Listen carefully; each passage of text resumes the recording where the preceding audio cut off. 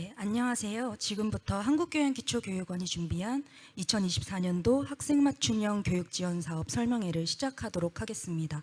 저는 사회를 맡은 김민정입니다. 인사드리겠습니다. 네, 한국교양기초교육원은 AI 기반 대학 수학교육 우수 콘텐츠를 소개하고 이를 수업 현장에서 활용하고자 하는 교강사를 지원하기 위한 사업 설명회를 개최하였습니다. 바쁘신 일정에도 불구하고 이 자리에 참석해 주신 많은 분들께 진심으로 감사 인사 전달해 드립니다. 네, 오늘 진행하게 될 행사에 대한 일정은 다음과 같습니다. 네, 한국교양기초교육원 이재성 원장님의 환영사를 시작으로 학습 콘텐츠를 활용한 대학 수학 운영 사례 및 활용 방안을 소개해 드리고 수업에서 AI 콘텐츠를 활용하는 의미를 확인하며 폐회사로 마무리하도록 하겠습니다. 오늘 설명회가 성공적으로 개최될 수 있도록 자리해 주신 많은 분들께 다시 한 번 더 감사 인사 전달해 드립니다. 네, 그리고 현재 발표자분들께서는 작년 사업에 참여하신 분들이기 때문에 사업에 관심 있으신 분들께서는 발표 내용 중 궁금하신 점이 있다면 채팅창에 자유롭게 올려주시기 바랍니다. 네, 만약 질문을 현장에서 답변 드리지 못한 경우에는 교기원 사무국에서 취합하여 차후 교기원 홈페이지나 메일로 답변 드릴 예정입니다.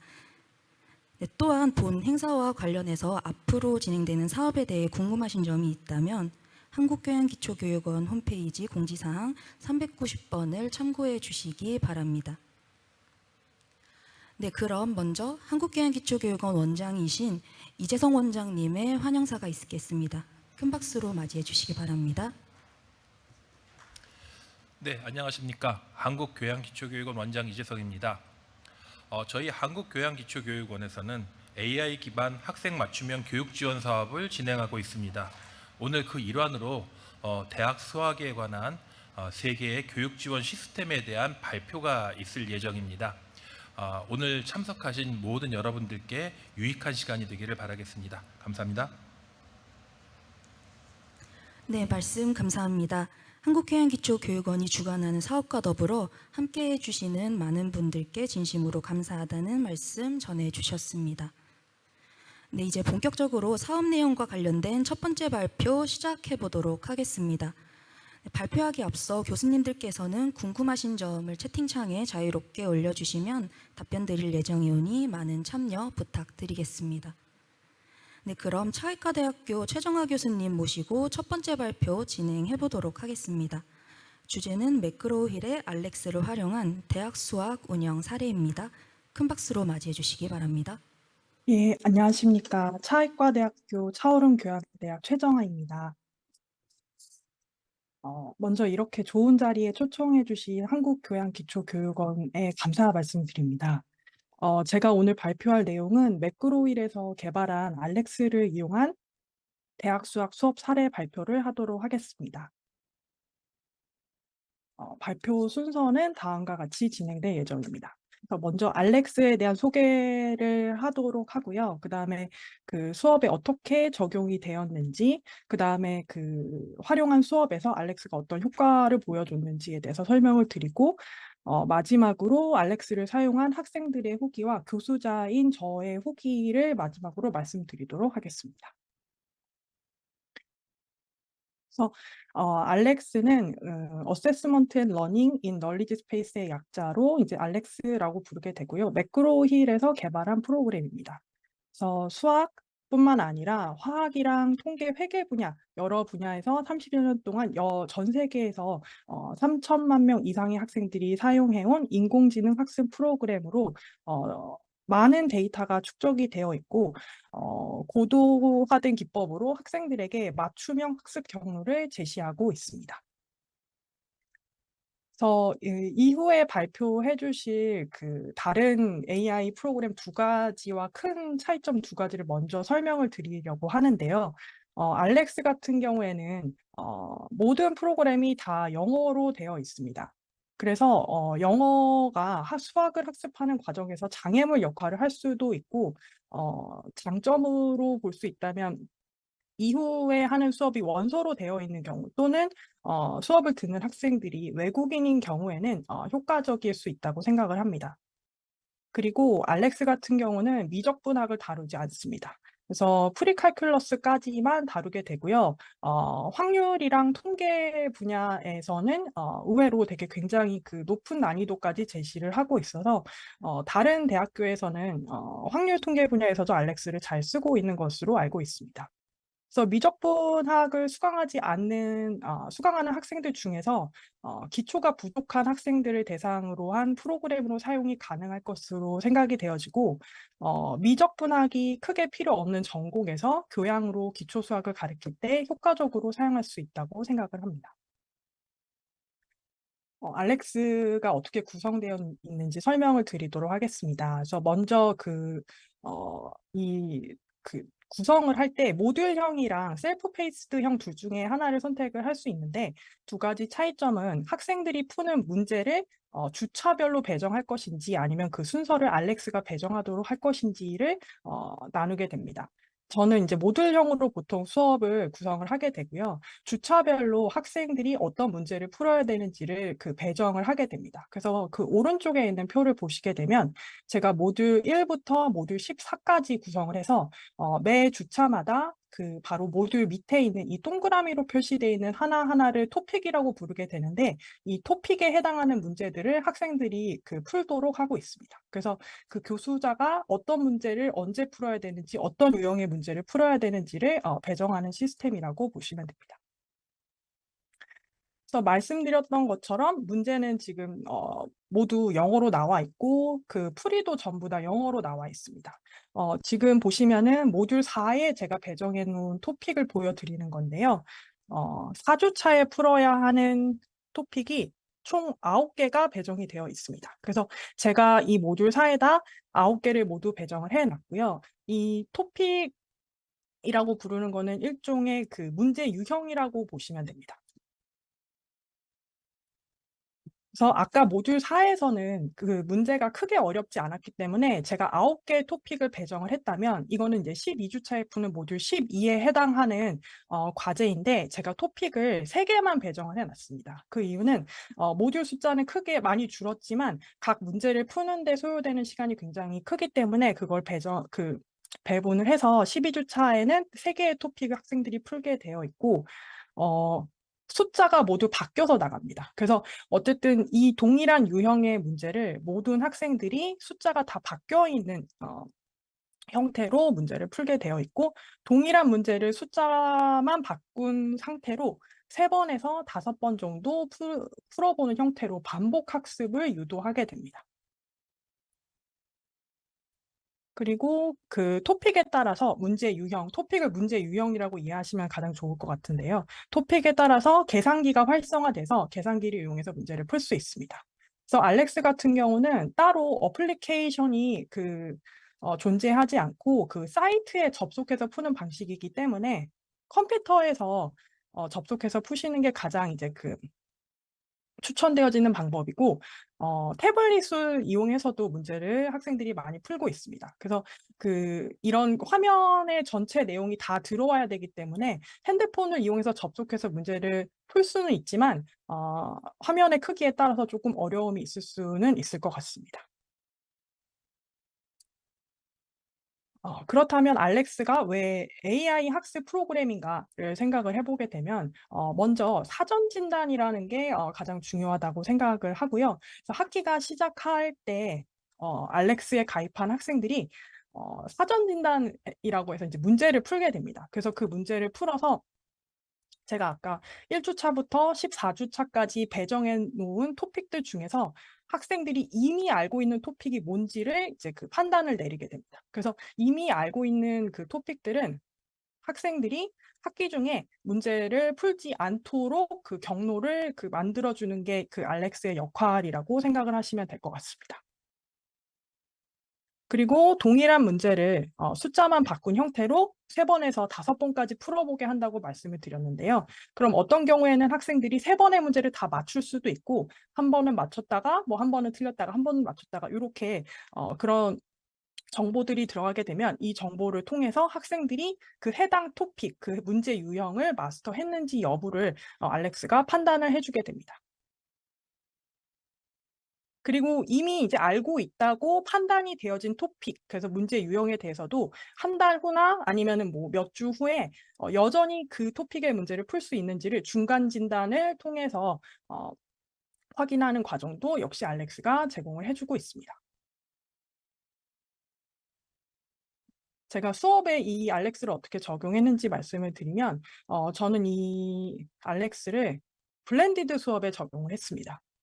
그래서 온라인 2시간, 그다음에 오프라인 1시간으로 구성을 했고 온라인 2시간은 전부 동영상 강의로 진행을 했습니다.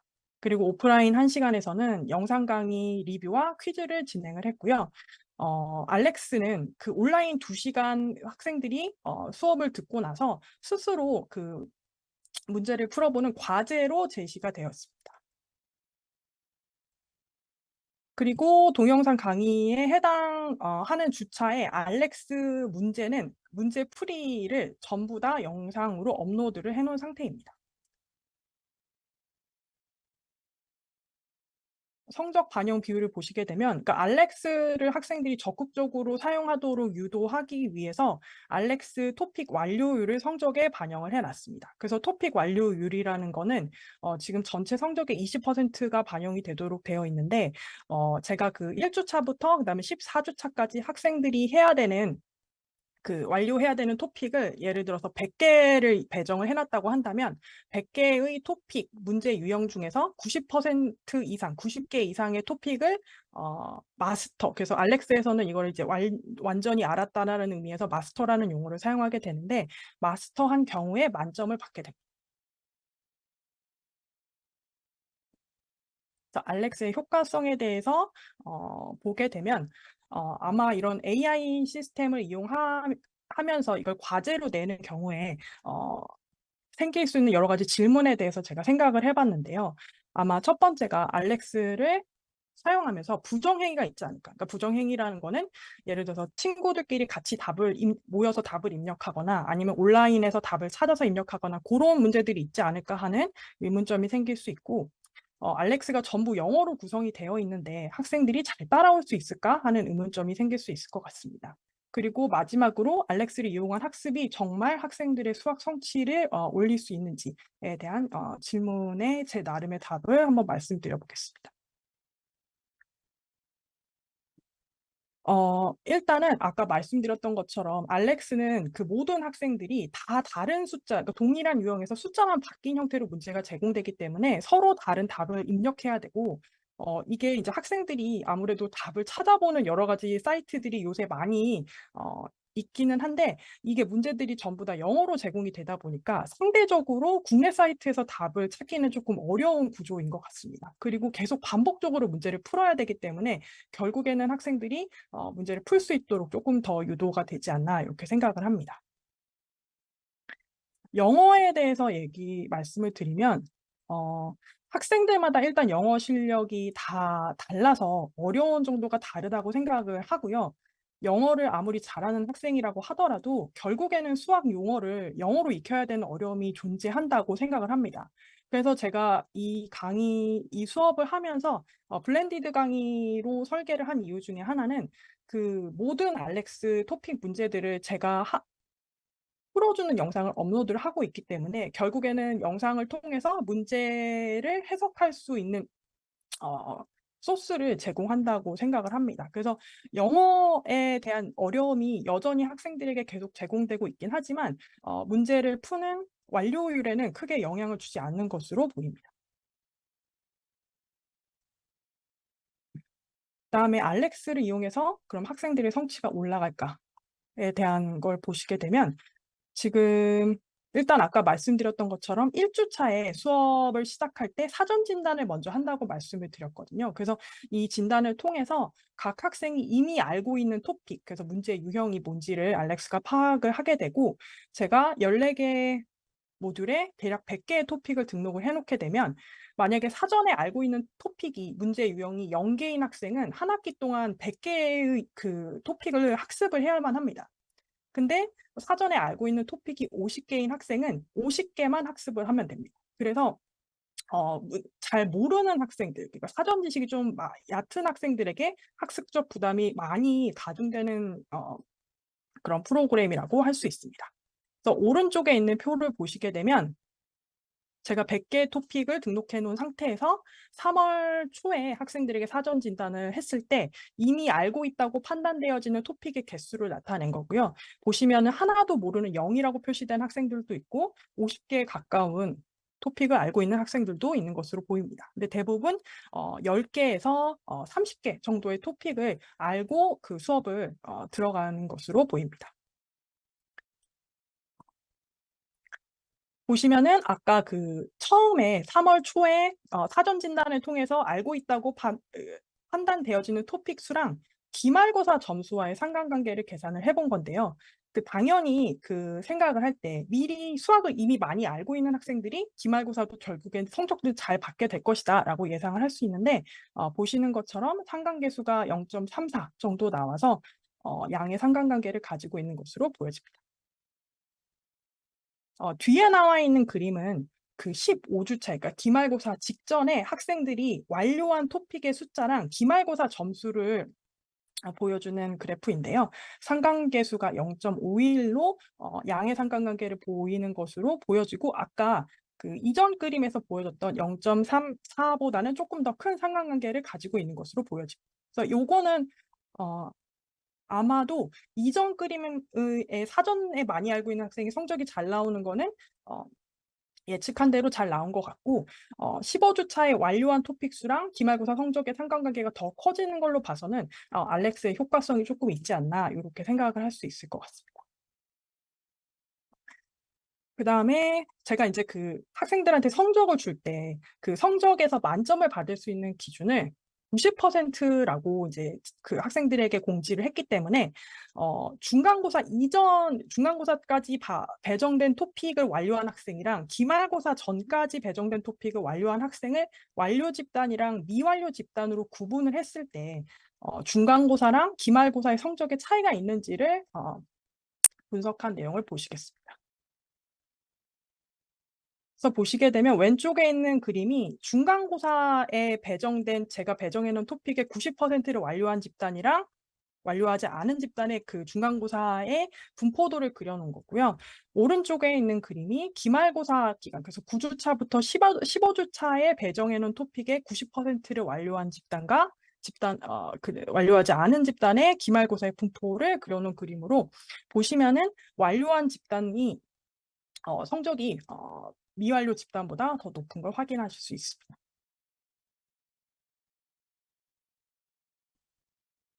그 다음에 아까 처음에 1주차, 3월 1주차에 그 사전 진단을 통해서 집단을 제가 3개로 나눠봤습니다. 그래서 저집단, 그래서 저지식 집단 뭐 이렇게 얘기할 수 있을 것 같은데 저집단, 중집단, 고집단으로 나눠서 그 수업에 들어올 때 이미 많이 알고 있는 집단이 고집단이 되고 그 다음에 많이 알고 있지 않은 집단을 저집단으로 했을 때 사전에 알고 있는 토픽 수에 따라서 성적의 차이가 있을까를 한 번 더 분석을 했습니다. 아까 삼포도에서도 보셨지만 한 번 더 보시게 되면 고집단인 학생들이 A 학점이랑 B 학점을 많이 받은 걸 보실 수 있고 저집단에 해당하는 학생들이 B학점이나 C학점을 많이 받은 거를 볼 수 있습니다. 요거는 역시 예상한 결과이기 때문에 이제 보여드리는 건데 아까 지금 이제 저집단, 중집단, 고집단으로 나눈 것과 그 다음에 알렉스를 완료한 거를 같이 두 가지를 동시에 고려했을 때도 동일한 결과가 나오는지를 분석한 걸 보여드리겠습니다. 제가 이거를 약자로 써놨는데 X축에 있는 LMH가 아까 그 저집단, 중집단, 고집단에 해당을 하고요. 그 C라고 나와 있는 빨간색 선이 완료 집단이고 초록색 선 I가 그 미완료 집단이 되게 됩니다. 보시면 그러니까 저집단, 중집단, 그다음에 고집단 모두의 경우에 완료한 집단의 평균이 그건 중간고사 기준으로 나와 있는 자료인데 그 중간고사 점수가 다 높게 나와 있는 거를 확인하실 수 있고 사실 고집단인 경우에는 완료를 했는지 여부가 크게 중간고사에 성적에 그 영향을 주지 않는 걸로 보이는데 저집단을 보시게 되면 그러니까 처음에 수학을 많이 모르고 온 학생들이 알렉스를 완료했는지 여부에 따라서 중간고사 점수의 분포가 크게 차이가 나는 걸 확인할 수 있습니다. 요거는 이제 기말고사 기준으로 나와 있는 건데, 기말고사에서는 더 확연하게 저집단, 중집단, 고집단의 모든 경우에 대해서 알렉스를 완료한 학생들이 기말고사 점수가 다 높게 나왔고, 뿐만 아니라 오히려 저집단에 해당한 학생들이 알렉스를 완료한 경우에 중집단, 고집단보다 더 기말고사 점수가 더 높게 나왔다라는 걸 볼 수 있습니다. 그래서 제가 생각을 했을 때는 물론 이게 고집단 학생들, 그러니까 이미 수학을 많이 알고 있는 학생들한테도 도움이 될 수는 있지만 수학이 특히 부족한 학생들에게 이거를 완료했을 때 더 성적 향상에 도움이 되지 않았나 그렇게 생각을 합니다. 학생 사용 후기를 한번 보시게 되면 제가 10주 차쯤에 한번 했었던 설문이고요. 알렉스를 사용하면서 어려웠던 점에 대해서 이제 얘기를 해달라라고 했을 때 영어에 관한 얘기가 굉장히 많았습니다. 그래서 영어에 관한 이야기, 뭐 숫자 입력하는 이야기, 그다음에 뭐 번역이 됐으면 편리했을 것 같다 이런 내용들이 있었는데 전체 이제 80명의 학생들이 들었고 요 정도 의견이 나왔기 때문에 물론 영어에 대한 어려움이 있지만 대부분의 학생들은 잘 적응해서 사용하고 있는 것처럼 보여집니다. 알렉스 사용이 학습에 도움이 되었는지에 대한 질문에 대해서는 두 번째, 틀리면 바로 복습이 되고 문제가 익숙해질 때까지 문제를 풀어야 하는 게 힘들지만 많은 도움이 되었다. 그리고 따로 교재가 없이 사이트에서 그냥 바로 문제를 풀어서 편리했다. 이렇게 얘기를 했습니다. 알렉스와 함께 사용한 번역 프로그램이 있는지에 대한 질문은 80명의 학생 중에 대부분이 사용하지 않는다라고 대답을 했지만 몇몇 학생이 파파고를 이용해서 사용했다라고 얘기를 했습니다. 그래서 제가 사용한 경험으로 말씀을 드리게 되면 이 프로그램이 다른 두 개의 이후에 발표해 주실 프로그램과 차이점은 역시 영어라 돼 있다는 점, 그다음에 미적분학을 다루지 않는다는 점이 크게 이제 어떤 제한점이 될 수도 있을 것 같은데 다른 두 개의 프로그램도 마찬가지일 거라고 생각을 하는데요. 전통적인 형태의 과제 대비해서 모든 학생들의 학습량이 늘어났다는 게 굉장히 큰 장점이라고 생각을 하고 특히 수학적 배경이 약한 학생들, 그래서 사전 진단에서 알고 있는 토픽의 유형이 적게 나온 학생들에게 더 많은 학습량을 부여함으로써 학습의 기회를 제공하고 있다는 게 알렉스의 큰 장점이 아닌가 생각을 합니다.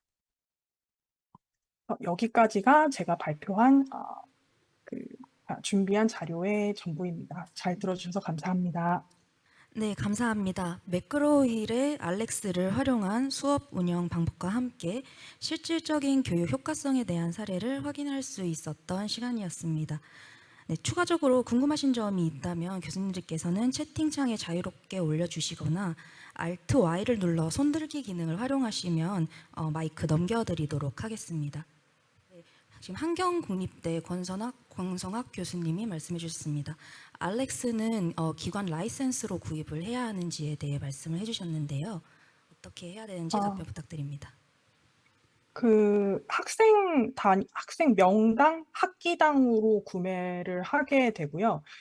지금 이 지원 사업이 아니더라도 매크로 힐에서 한 학기는 파일럿으로 진행을 해서 무료로 진행하실 수 있게 하는 걸로 알고 있거든요. 그래서 파일럿으로 진행을 무료로 하신 다음에 그 다음 학기부터는 학교에서 학생당, 학기당으로 지불해서 사용하는 걸로 알고 있습니다. 네, 감사합니다. 또한 매크로힐의 알렉스에 대한 추가적인 내용을 확인하고 싶으신 분들은 한국교양기초교육원 홈페이지 공지사항 387번을 확인해 주시기 바랍니다. 네, 수고해 주신 최정화 교수님께 다시 한번 큰 박수 부탁드립니다. 네, 다음은 동서대학교 이민아 교수님 모시고 두 번째 발표 진행해 보도록 하겠습니다. 주제는 경문사의 빌런 학습 콘텐츠를 활용한 대학 수학 운영 사례입니다. 큰 박수로 맞이해 주시기 바랍니다. 반갑습니다. 네. 이렇게 좋은 자리에 초대를 해주셔서 너무 감사드리고요. 저는 지금 이제 저번 학기 때까지는 이름이 빌런이 아니라 언택트 에듀라는 이름으로 저희가 프로그램이 사용이 돼서 지금 현재는 아마 빌런이라는 이름으로 이름이 바뀐 걸로 알고 있는데요. 저는 언택트 에듀를 활용한 대학 수학 운영 사례를 발표하도록 하겠습니다.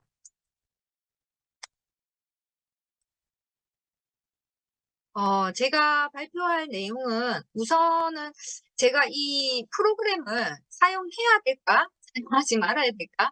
이것에 대한 고민들을 되게 많이 했었는데요. 그 고민을 하게 된 배경과 제가 수업을 운영한 수학 교과 소개 간단하게 드리고요. 그리고 시스템에 대한 이야기, 그다음에 기대 효과까지 이야기를 해 보도록 하겠습니다. 제가 이제 고민을 한 이유가 이제 우선은 강제적으로 온라인 수업을 하다 보니까 이 온라인 수업을 하면서 이제 온라인 콘텐츠에 대한 이제 수업이 조금 익숙해지기 시작을 했거든요. 근데 학생들도 마찬가지인 것 같아요. 그래서 이 ICT의 발달과 그리고 코로나 이 환경이 우리가 어쩔 수 없게끔 이 온라인 시스템을 이용할 수밖에 없게 되는 이런 환경을 만들어 준 것 같습니다.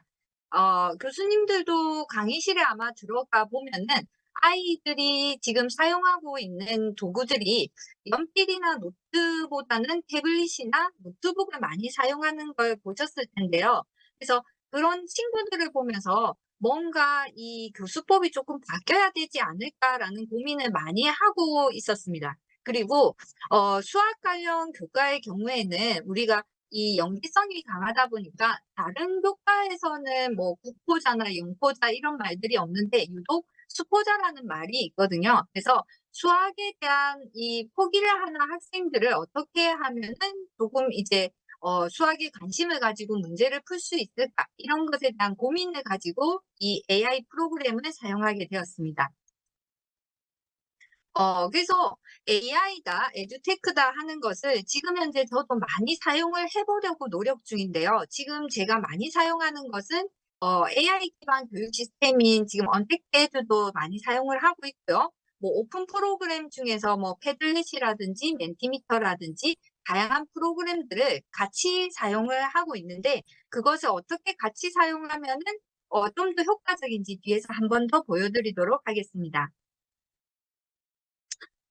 수학이 많이 바뀌었거든요. 수학이 많이 바뀌어서 이 다른 과목에 비해서는 조금 잔인한 과목이 아닌가 싶어요. 그래서 학생들의 기초 수학 능력에 따라서 이게 영향을 많이 받는데 앞서 발표해 주신 최정아 교수님의 말씀을 들으니까 그 데이터들이 되게 흥미롭더라고요.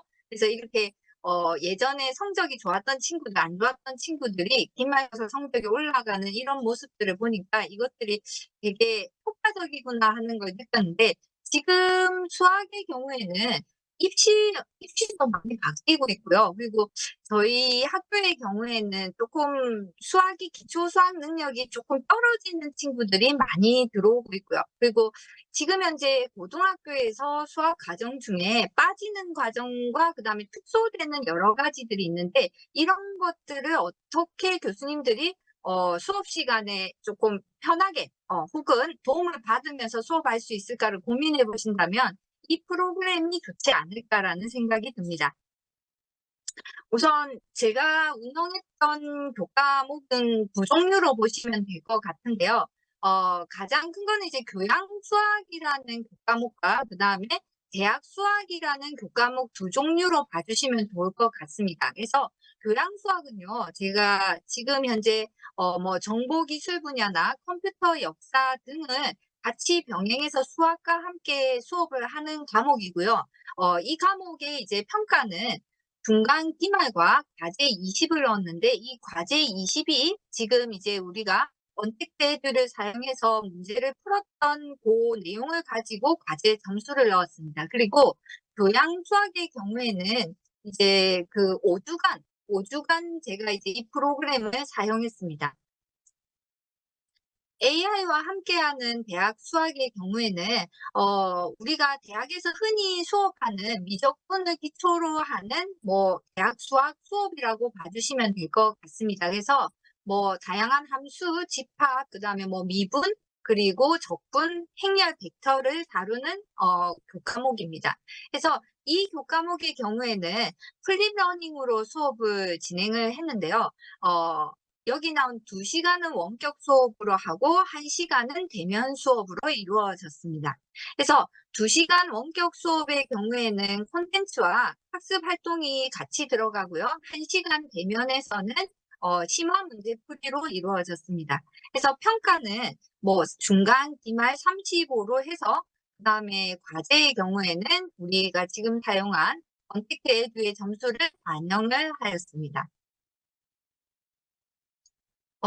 수학을 이제 선행 상태를 학생들을 알아야지만이 이 프로그램을 조금 효과적으로 사용할 수 있을 것 같아서 저희 학교 학생들 대상으로 이제 조사를 해보았는데 저희 학교 지금 수업한 125명을 대상으로 했을 때는 인문계 친구들이 85%고 특성하고는 13%, 그리고 기타가 2%였습니다. 근데 번외로 제가 따로 이렇게 조사를 해봤더니 가장 좋아하는 교과목이 35%가 좋아를 한다고 해서 조금 제가 꽤 많은 친구들이 수학을 좋아하는데 잘 하지 못하는 마음은 있는데 이게 자기 마음대로 되지 않는구나라는 걸 느껴서 좀 더 도와줘야겠다라는 생각을 많이 했습니다. 지금 이제 사진으로 보이는 건요. 강의실에서 스크린에다가 제가 필기를 하고 이 내용들을 이제 학생들에게 파일로 전달을 해서 이제 따로 이제 공부를 할 수 있도록 그렇게 진행을 하고 있고요.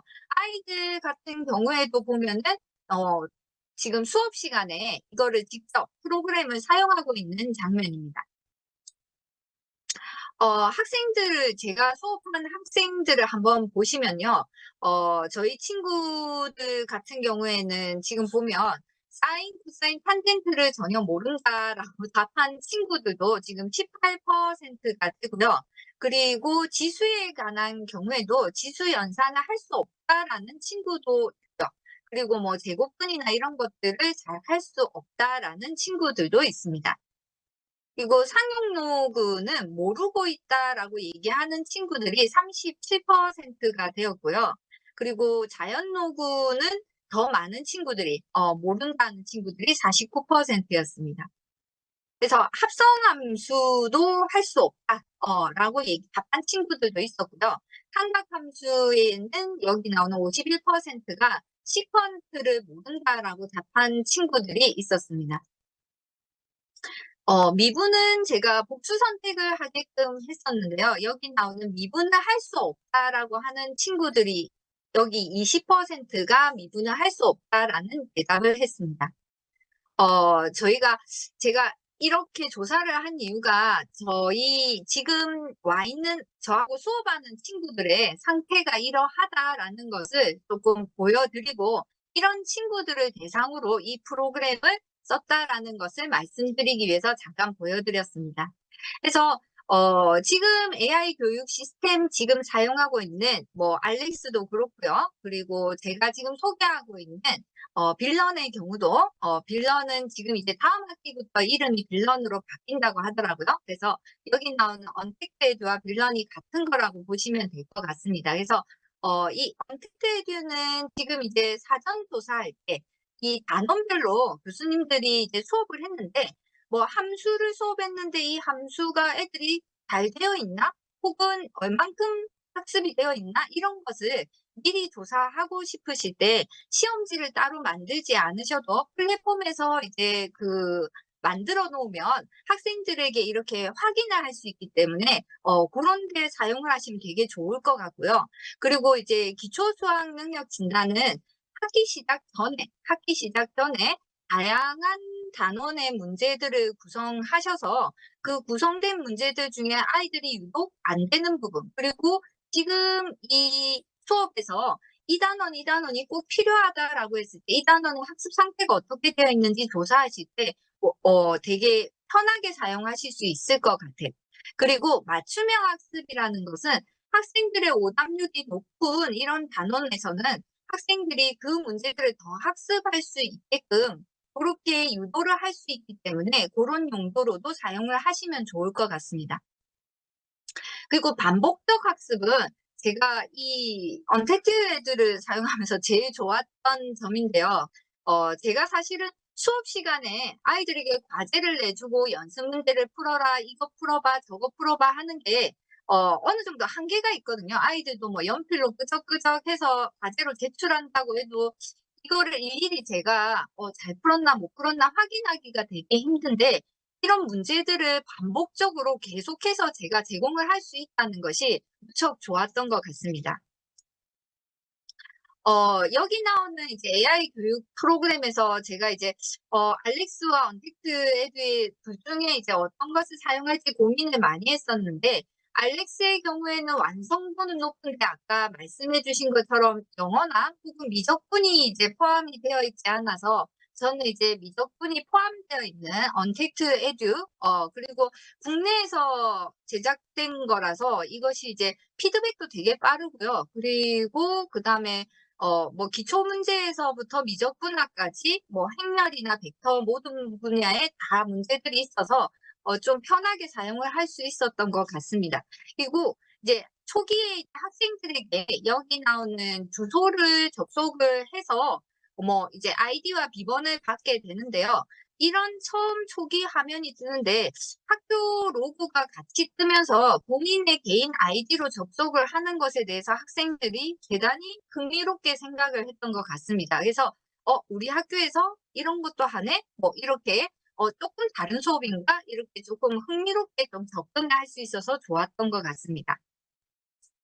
플랫폼이 지금은 아마 좀 더 다르게 바뀔 겁니다. 근데 이것은 이제 제가 저번 학기에 사용을 했던 거라서 저번 학기까지는 요런 식으로 이제 플랫폼이 되어 있어서 강의 목록에 이제 클릭을 해서 들어가서 과제나 시험을 시행을 할 수 있게끔 되어 있었습니다. 운영한 학교들이 뭐 2023년도 2학기에는 뭐 저희 학교부터 동서대부터 시작해서 경북대까지 많은 학교들이 사용을 하신 걸로 알고 있고요. 그리고 2024년도 1학기에는 또 2학기에만 사용하시는 학교들도 있다고 하시더라고요. 그래서 1학기에는 저희 학교하고 뭐 경북대까지 많은 학교들이, 그리고 다음 학기에는 또 많은 학교들이 또 이제 이용을 할 계획이라고 말씀하시더라고요. 그리고 운영 방법이 아까 말씀드렸던 것처럼 이제 교양 수학의 경우에는 5주간 제가 이 프로그램을 사용을 했고요. 대학 수학의 경우에는 플립 러닝으로 운영을 하다 보니 13주간 학습 활동으로 제가 사용을 하였습니다. 이 교양 수학에서 언택트 에듀 혹시 이제 수업을 하실 때 저처럼 수학과 교양, 뭐 다른 컴퓨터 혹은 빅데이터 혹은 뭐 AI 등등의 교양과 같이 사용하는 뭐 수학 문제가 필요하시다고 한다면 뭐 매 주차 사용을 하시지 않더라도 수학이 필요한 주차에만 이 프로그램을 사용해도 괜찮을 것 같습니다. 그래서 필요한 단원을 선택적으로 이렇게 수학을 넣어서, 그래서 저 같은 경우에는 뭐 함수, 그다음에 뭐 역함수, 그다음에 삼각함수가 필요한 경우에 삼각함수, 그리고 미분이 짧게 들어가야 된다면 미분, 이렇게 좀 짧게 조금 단원별로 넣어서 여기 교양 수학에서는 이제 컴퓨터를 만든 수학과 빅데이터 속의 수학은 요렇게 사용을 했고요.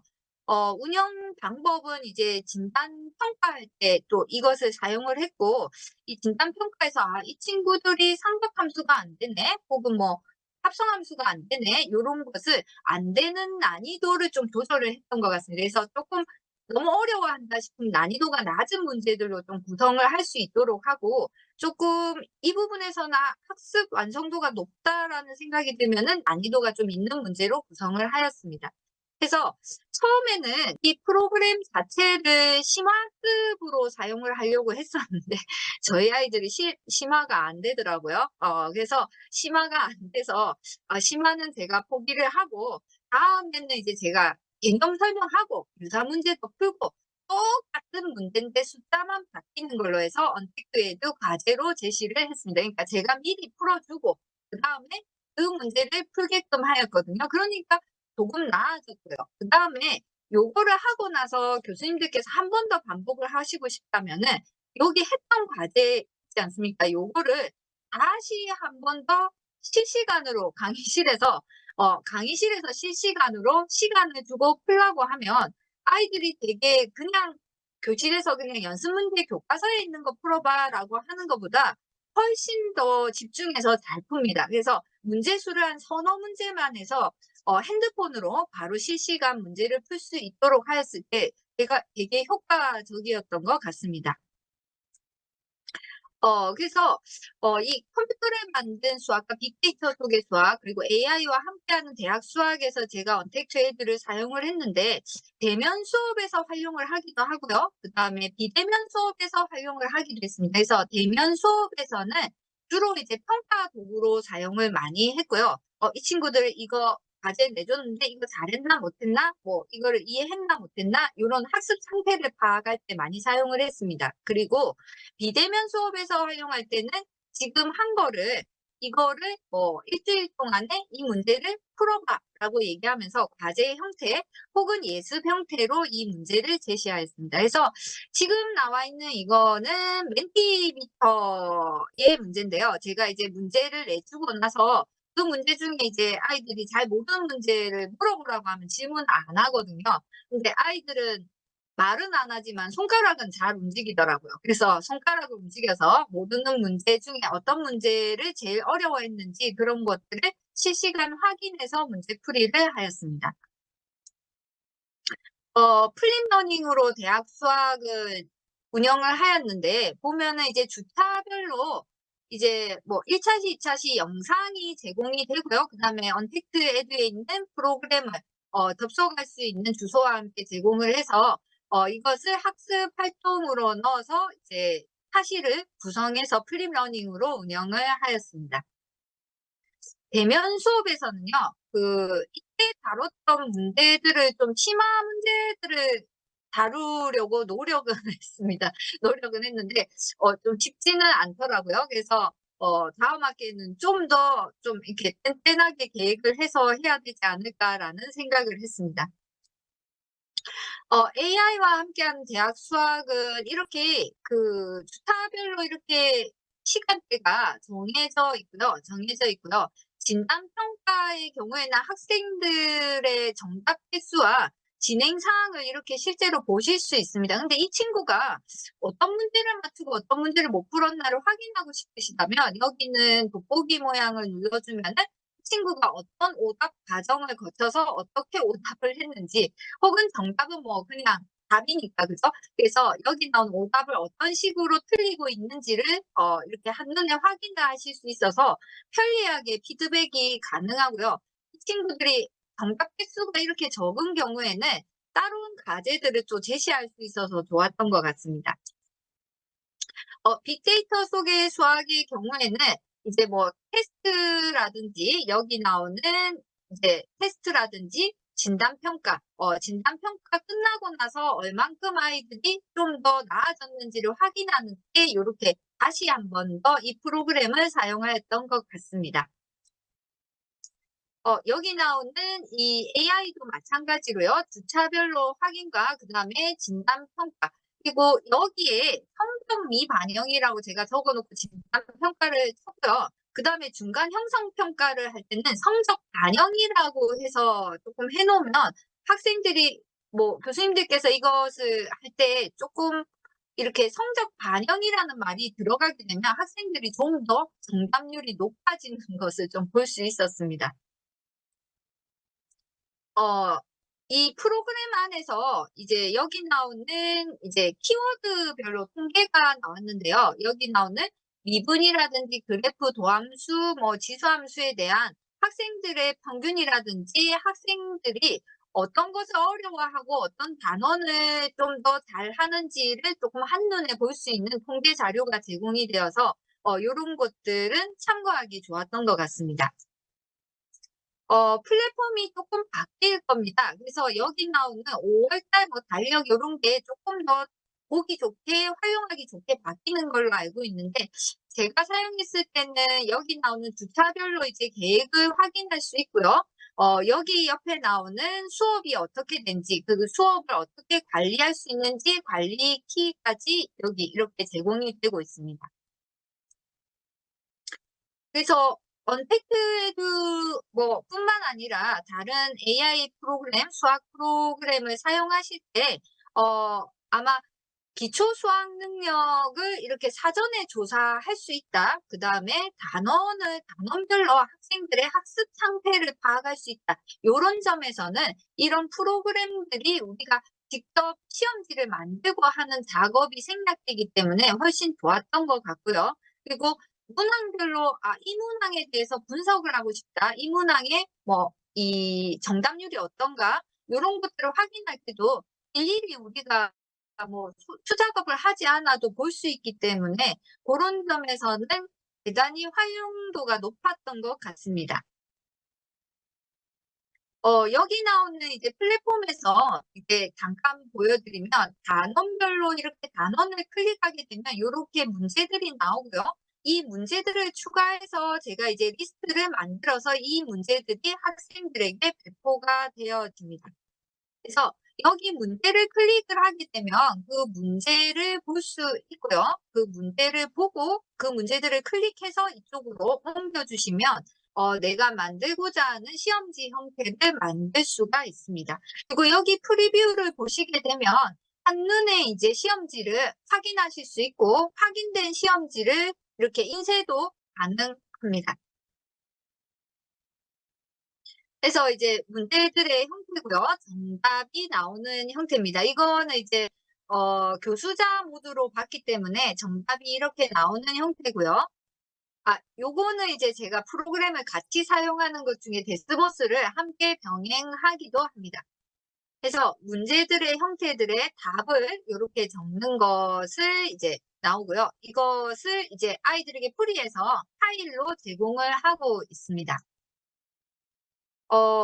이 언택트 에듀 사용하면서 전 참 좋았던 게 아이들을 실시간 콕콕 찍어서 얘기를 할 수 있어서 되게 좋았던 것 같습니다. 이제 시험지는 제가 막 정리해서 이 친구 안 되네, 이 친구 안 되네 이렇게 체크를 미리 해야 된다면은 이거는 이제 프로그램 딱 로깅만 하게 되면은 학생들이 얼만큼 안 했는지, 점수가 얼만큼 안 좋은지 이것들을 확인할 수 있기 때문에 너무 좋았던 것 같습니다. 그래서 물론 이제 TA 학생이 주어지게 된다면은 좀 더 모니터링도 그렇고 피드백도 그렇고 너무 좋아질 것 같은데요. TA 학생을 저도 쓰고 싶었는데 저번 학기에 못 썼거든요. 그래서 TA 학생이 만약에 쓸 수 있는 지원이 된다면은 TA 학생을 함께 쓰시면서 하시면 더 좋을 것 같습니다. 제가 이제 실시간 피드백이 가능한 이유, 이거를 제가 수업 시간에 켜놓습니다. 아이들한테 보여주고요. 그리고 길동이 한 번밖에 접속 안 했고, 그 다음에 누구는 한 번, 두 번, 이 친구 이렇게 많이 했는데 다 같이 박수 한 번, 이런 식으로 학생들과 조금 소통하는 도구로도 사용을 하고요. 접속 횟수를 볼 수 있으니까 아이들이 얼만큼, 얘네들이 예를 들어서 접속 횟수가 26번 접속했는데 정답률이 무척 낮을 수도 있잖아요. 그 친구는 노력을 많이 했지만은. 그런 친구들에게는 요것을 제가 조금 점수화해서 아이들에게 조금 가산점을 주기도 하는데 미리 공지하지는 않았습니다. 왜냐하면 미리 공지하면 그냥 접속만 할 수도 있기 때문에 제가 이거는 미리 공지하지 않고 저만 혼자, 그리고 이제 접속을 많이 하지 않은 친구들은 그만큼 열심히 안 한 친구들이니까 그 친구들은 이제 제가 이런 거 너 문제 많이 안 풀었더라 이렇게 얘기하면서 조금 학습을 할 수 있도록 유도할 수 있어서 좋았습니다. 그리고 학습을 여기 이제 등록을 할 때요. 과제 등록하는 요 화면인데요. 요거는 아마 교수님들께서 학교에서 사용하시는 LMS하고 거의 다르지가 않아서 어렵지 않게 사용을 하실 수 있을 것 같고요. 그리고 이제 아까 보면은 이제 틀린 문제가 나왔을 때 그 틀린 문제들을 새로 복습을 할 수 있는 과제 복습 기능이 있습니다. 과제 복습 기능이. 그래서 자기가 틀린 문제는 그 유사 문제를 몇 문제 이상 풀어야 한다라는 것이 나오는데요. 보면은 그 친구가 그 유사 문제를 풀어서 정답이 이렇게 차게 되면은 이 친구는 괜찮고, 그 다음에 여기 보면은 정답 횟수는 적은데 진행은 많이 했어요. 이런 친구들은 점수를 교수님께서 보시고 이것을 두 개를 어떻게 반영을 해서 같이 계산을 해서 주시면 좋을 것 같습니다. 그래서 수업하다 보면은 조금 이제 힘들어하는 수학 문제 풀기 힘들어하는 친구들이 많이 있기 때문에 그 힘든 친구들을 조금 도와줄 수 있는, 그리고 만약에 모든 문제를 다 맞춘 친구들은 난이도가 높은 문제를 가지고 좀 더 연습을 할 수 있는 그런 기능들이 있기 때문에 그때그때 학생들 맞춤 학습이 가능하다라는 것이 참 좋았습니다. 학생들의 이제 언택트 에듀가 끝난 다음에 전반적인 엑셀 파일로 받아서 교수님께서 뭐 성적 처리를 하고 싶으실 때 요것을 가지고 따로 이렇게 프로그램화 하셔서 엑셀을 사용하셔도 좋을 것 같습니다. LMS에서 저는 이제 매 차시 이렇게 애들을 좀 쪼아댔거든요. 그래서 뭐 "이거 해야 돼, 해야 돼." 뭐 이렇게 뭐 과제 뭐 "나 있어, 있어." 이렇게 많이 쪼아대는 도구로 LMS를 사용하였습니다. 그래서 "지금 해야 된다." 뭐 "입력 횟수는 몇 번이다." 뭐 "파일을 뭐 어떻게 해야 된 뭐 이렇게 해야 된다." 뭐 "숫자 입력은 이렇게 해야 돼." 뭐 이렇게 이야기를 했던 것 같습니다. 실행을 해 보면 처음에 들어갔을 때 초기 화면인데 아마 지금은 쪼끔 더 예쁘게 바뀌었을 겁니다. 지금보다 더 예쁘게 바뀌었을 것 같은데요. 이게 여기도 예쁘죠? 색깔이. 그래서 여기 이제 클릭을 해서 교수님들께서 들어가 주시면 될 것 같고요. 들어가서 이제 과제 관리 들어가 주시고요. 그다음에 과제에서 과제 출제하고 수정하고 뭐 요런 것들이 주어집니다. 제가 이제 이것을 하고 조사를 했는데요. 지금 조사한 이 자료는 사실은 29명 밖에 대답을 안 한 거라서 아주 평이 좋습니다. 그래서 '소규모로 운영을 했을 때 확실히 효과적이기는 하구나.'라는 생각을 했었는데 반응들이 여기는 이제 5점 만점으로 했을 때 여기 실가명 콘텐츠가 지금 사용한 언택트 에듀라고 봐 주시면 될 것 같습니다. 그래서 여기 나오는 "좋았다."라는 것과 그다음에 설계 면에서 근데 제가 이제 쪼끔 이 언택트 에듀를 사용하면서 이번 학기는 안 그럴 텐데 처음에 학생들이 이제 이 수식 넣는 거나 이런 것들 되게 어려워하거든요. 저는 당연히 애들이 잘할 거라 생각하고 되게 짧게 설명하고 넘어갔는데 혹시 이제 이 프로그램들을 사용하실 계획이라면은 몇 가지 예시들을 "이렇게 하는 거다."라는 것을 아이들에게 문서로 주든지 한번 수업에서 실행을 해 보고 하는 것이 아이들이 프로그램을 사용하는데 좀 더 어려움 없이 사용을 할 수 있을 것 같습니다.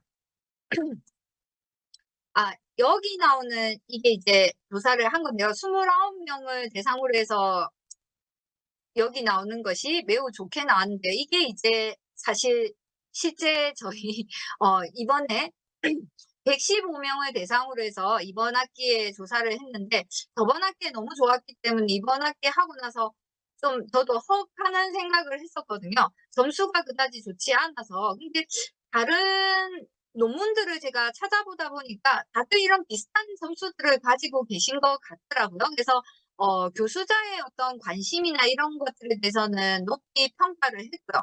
그다음에 보면은 뭐 여기 보면 "플랫폼이 사용하기 편했다."라는 것이 상대적으로 또 적게 나와 있어서 쪼끔 걱정을 많이 했습니다. 그래서 이거를 '다음 학기에 내가 이거를 해야 하나? 아이들이 싫어하는 건가? 어려워하나?' 이런 생각을 하고 조사를 하나 마지막에 뭘 넣었냐면요. 언택트 에듀 사용하는 수업과 교재만 사용하는 수업 중에서 선택을 한다면 "뭘 선택할 거니?"라는 질문을 했을 때 의외로 74%에 해당하는 친구들이 언택트 에듀를 사용하는 것이 좋다라고 이야기를 하더라고요. 그래서 이 친구들이 이 프로그램에 대한 만족도는 떨어지더라도 '이 프로그램을 사용하는 것이 좋다.'라는 것은 알고 있구나라는 것을 알 수 있는 자료였습니다. 제가 AI 교육 시스템 언택트 에듀나 혹은 알렉스나 혹은 메타베스인가 거기 나오는 이 프로그램의 경우에는 AI 기반의 수학 학습 프로그램을 반드시 사용하시면 좋을 것 같습니다. 해서 여기 나오는 것이 진단 평가라든지 학습자의 지속적인 학습 상태를 관리하는 것이 아주 잘 되어 있다. 그다음에 잘 되어 있다는 것이 이것이 모두 자동화되어 있다는 것이 아니라 우리가 수작업을 하는 것보다는 여기 나오는 교육 시스템을 활용하는 것이 훨씬 좋았다라는 거고요. 제가 수업하는 게 어떻게 수업을 하는지가 정리되는 것 같더라고요. 한 학기가 지났을 때 '아 내가 이렇게 수업을 하면 안 되는구나.' 이런 것도 반성하게 되고요. 그리고 학생들의 경우에는 강의실에서만 공부를 하는 것이 아니라 다른 장소에서도 공부를 할 수 있기 때문에 우리 친구들이 연필 드는 거는 싫어하지만은 핸드폰이나 노트북, 태블릿은 잘 들거든요. 그래서 아마 손으로 푸는 것보다는 그래도 컴퓨터나 이 핸드폰을 사용하는 문제들을 경험하는 것이 좋았던 것 같습니다. 물론 어렵기도 하지만. 그래서 그리고 혹시 적응형 수업이나 플립러닝 수업을 운영하실 계획이라고 한다면 더욱더 이 AI 교육 시스템을 활용하시는 게 좋을 것 같습니다. 그래서 학습 활동을 확인하고 이렇게 계획을 할 때 좀 더 이렇게 체계적으로 계획하시는 데 도움이 되실 것 같고요. 이제 쪼끔 아쉽다면은 아직까지는 중학교, 고등학교에서 사용하는 AI 기반 수학 프로그램과는 쪼끔 이렇게 다르죠. 중고등학교 그 애들이 사용하는 것이 훨씬 더 이쁘고 잘 되어 있습니다, 대학에서 하는 거보다. 근데 이거는 이제 점점 발전할 거기 때문에 요런 기술들이 좀 더 '발전했으면 좋겠다.'라는 아쉬움이 좀 남고요. 그리고 이제 이런 프로그램들은 교수자가 직접 이 답에 대한 해설을 해 주지 않아도 거기에 해설이 제공이 되기 때문에 이 친구가 왜 틀렸는지 학생들이 항상 물어보는 게 "수학 책에 해답지 없어요?" 이렇게 물어보거든요. 근데 해답지가 제공이 되니까 고런 점들은 좋았던 것 같습니다. 그 유사 문제들이 많이 이제 출제되니까. 그래서 이런 여러 가지 대신에 요런 것들을 사용하는 것이 꼭 교수자가 편하다기보다는 일은 조금 더 많은 것 같습니다. 일은 조금 더 많은데 처음이 힘들지 나중은 괜찮을 것 같아요. 그래서 이런 여러 가지 자료들이 쌓이기 시작하면 우리가 학생들을 이해하고 교육에 활용하는 데 크게 도움이 되지 않을까라는 생각이 듭니다. 그래서 많이 힘들고 많이 귀찮고 하지만은 그럼에도 불구하고 우리가 이것을 사용을 해야 되지 않을까라는 생각이 듭니다. 저희 친구들입니다. 저와 수업했던 저희 친구들입니다. 네. 강제 하트 제가 시켰습니다. 아니면 결석 처리한다고. 그래서 이런 귀여운 친구들이 수학하는데 많이 힘들어하고 있거든요. 수학으로 꿈을 이룬 학생들이 수학으로 꿈을 좀 찾았으면 좋겠는데 그게 AI 기반 이 교육 시스템을 통해서 이루어졌으면 좋겠습니다. 네. 감사합니다. 네, 말씀 감사합니다. 네, 앞선 발표와 비슷하게 경문사의 빌런을 활용한 수업 운영 방법과 함께 실질적인 교육 효과성에 대한 사례를 함께 확인할 수 있었던 시간이었습니다. 네, 채팅창에 추가적인 답변이 없는 관계로 다음 추가 안내 드리고 순서 이어가도록 하겠습니다. 네, 또한 경문사 빌런에 대한 추가적인 내용을 확인하고 싶으신 분들께는 한국교양기초교육원 홈페이지 공지사항 388번을 확인해 주시기 바랍니다. 수고해 주신 이민아 교수님께 다시 한번 큰 박수 부탁드립니다. 네, 이어서 숭실대학교 정두섭 교수님 모시고 세 번째 발표 시작하도록 하겠습니다. 주제는 마타에듀의 마타수학 학습 콘텐츠 활용 방안입니다. 큰 박수로 환영해 주시기 바랍니다. 네, 안녕하세요. 방금 소개받은 정두섭입니다. 만나뵈서 반갑습니다. 제가 오늘 설명드릴 것은 지금 초, 중, 고등학교 교육에서 AI 코스웨어로 널리 사용되고 있는 마타수학을 이제 대학교 수학 교육에 효과적으로 적용할 수 있는 방법에 대해서 이야기를 한번 해보도록 하겠습니다. 이야기 순서는 다음과 같이 사업 배경, 그 다음에 마타에듀 서비스, 그것을 실제로 활용한 사례, 앞으로 이제 대학 수학 교육에 이제 맞춰 개발할 내용, 이렇게 순서대로 발표를 한번 해보겠습니다. 먼저 사업 배경인데요. 그 대학 수학 교육에서 미적분학은 지금 매우 중요한 과목 중에 하나입니다. 왜냐하면 이 과목은 대학 신입생들이 반드시 이수해야 되는 과목 중에 하나고요. 또 많은 학생들이 또 수강을 하고 있는 과목이기도 하죠. 근데 또한 이제 미적분학은 이제 고급 교육이나 연구 과제를 참여하기 위해서는 필수적으로 이제 학생들이 이제 들어야 되는 과목으로 알고 있습니다. 더불어 학생들이 자기 전공의 이해도를 높이고 발전시키는 데 있어서 매우 중요한 역할을 하고 있습니다. 이처럼 미적분학은 대학 교육에서 필수적인 도구와 이해를 제공하는 중요한 학문 중에 하나입니다. 그리고 미적분학을 배우는 목적이라고 하는 것은 이제 단순히 수학이라고 하는 학문적 목적과 방향을 가르치는 것은 아니라고 생각됩니다. 미적분학에서 다루는 다양한 수학적 기술을 학생들이 능숙하게 사용하도록 훈련하는 데 목적이 있다고 생각합니다. 이를 통해 가지고 학생들은 이론적인 이해를 넘어서 문제 해결 능력을 배양하고 실제 생활에서 응용력을 키우는 데 중요한 역할을 하는 것이 미적분학이라고 생각합니다. 그런데 지금 최근 문제점이 좀 있습니다. 고등학교 수학 교육의 변화로 인해 가지고 이공계로 진학한 학생들이 그 대학 수준의 수학 능력이 저하되는 문제를 초래하고 있습니다. 이는 문이과 공통 부분만을 가르치는 축소형 교육 때문에 비춰진 결과다라고 생각이 드는데요. 이런 변화 때문에 대학 수학 교육에서도 큰 어려움이 지금 야기되고 있습니다. 중고등학교 과정에서 누적된 학습 결손이라고 하는 것이 대학에 이르러 더 큰 문제로 이제 나타나고 있고요. 특히나 이제 다변수 미적분학 같이 이제 복잡한 수학 개념을 이해하는 데 있어서 이제 어려움을 겪는 경우가 많이 있습니다. 이런 배경에서 대학 수학 교육은 기초 지식을 보강하고 심학습을 촉진해야 되는 과제를 안고 있는 현실입니다. 하지만 이제 교수자들도 이런 여러 가지 제약 속에 이런 한계가 있는데요. 학생 개개인의 수학 능력을 개별적으로 파악하기가 좀 어렵습니다. 일대 다수의 학생들을 이제 상대를 해야 되기 때문에 그렇고요. 또 단순한 수업 내용 점검 및 피드백도 현실적으로는 좀 어렵습니다. 이런 교수자의 한계를 이제 효과적인 수업 운영을 어렵게 만들고 있고요. 결과적으로 원활한 대학 수학 교육 진행에 큰 장애물로 이제 작용하고 있습니다. 이런 문제를 해결할 수 있는 것이 AI라고 생각을 합니다. AI를 활용한 교육 시스템 개선은 고등학교까지 수학 교육에서 누적된 결함 부분을 체계적으로 보완할 수 있는데 활용할 수 있을 것 같습니다. 특히 미적분학 같은 복잡한 과목에 대한 학습을 지원하기 위해서는 시스템의 필요성이 더 대두되고 있는데요. 그 상황에서 이제 AI가 해결의 열쇠로 작용하고 있습니다. 전통적인 방식에서는 1대 다수의 그 수업 방식이 구조적인 한계가 있습니다. 그래서 학생의 개별 학습 상태를 효과적으로 분석하거나 맞춤형 학습을 지원하는 데 어려움이 있습니다. 그러나 AI는 이런 한계를 극복할 수 있다라고 이제 생각을 하죠. AI는 학생의 학습 데이터를 실시간으로 분석할 수 있고요. 학습 패턴과 성과를 분석하여서 학생한테 맞춤형 지원을 할 수 있습니다.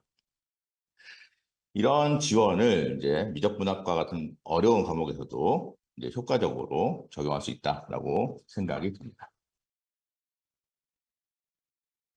그럼 제가 설명드릴 마타에듀에서 개발한 마타수학에 대해서 먼저 설명 한번 드려보도록 하겠습니다. 현재 마타수학이라고 하는 것은 전국 1,400개 학교에서 도입된 인공지능 기반 수학학습 플랫폼입니다. 그 마타수학이라고 하는 것이 수학교육의 새로운 패러다임을 지금 정의하고 있는데요. 현재 사용자는 전국에 27만 명 정도 학생들이 사용을 하고 있습니다. 마타수학이라고 하는 것은 단순한 학습 도구가 아니라 교육의 미래를 선도하고 그다음에 학생들의 잠재력을 극대화하고 하는 데 기여를 하고 있다 생각을 하고 있습니다. 마타수학이 구성되고 있는 커리큘럼을 말씀드려볼게요. 이 마타수학이라고 하는 것은 지금 초, 중, 고등학교에서 사용을 하고 있고요. 대학 서비스는 아직 마타수학은 서비스를 하고 있지 않습니다. 초, 중, 고등학교에서 서비스하고 있는 커리큘럼을 보시면 다음과 같이 4가지로 구성이 되어 있습니다. 마타 연산학습, 개념학습, 기본 다지기, 실력 다지기 이렇게 4가지로 구성되어 있는데요. 연산학습이라고 하는 것은 수업을 진행하면서 이제 계산 능력을 키울 수 있는 문제들을 제공을 하고 있고요. 그다음에 개념학습은 진도에 맞춰서 과제를 제공하는 형태로 마타수학이 제공을 하고 있습니다. 기본 다지기는 단원이 끝난 다음에 복습을 할 수 있도록 단원 평가 문제를 제공한다는 형식이고요. 실력 다지기는 보다 어려운 문제를 풀어보면서 실력을 향상시키는 문제를 제공하고 있습니다. 또한 편리한 문제 출제 기능을 가지고 있습니다. AI가 자동으로 문제를 선정을 해주는데요. 범위를 정하거나 난이도 조건 같은 것들을 넣으면 AI가 문제를 자동으로 추출을 해줍니다.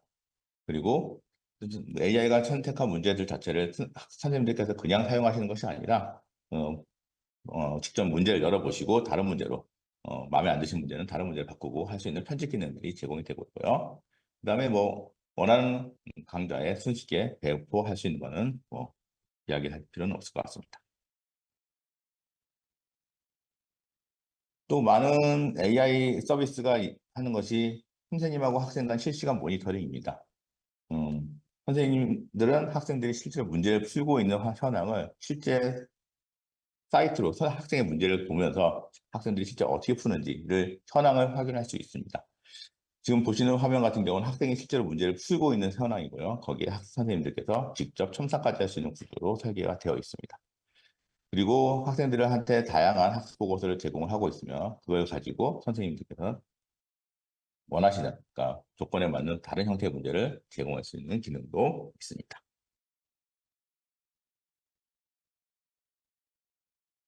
다음은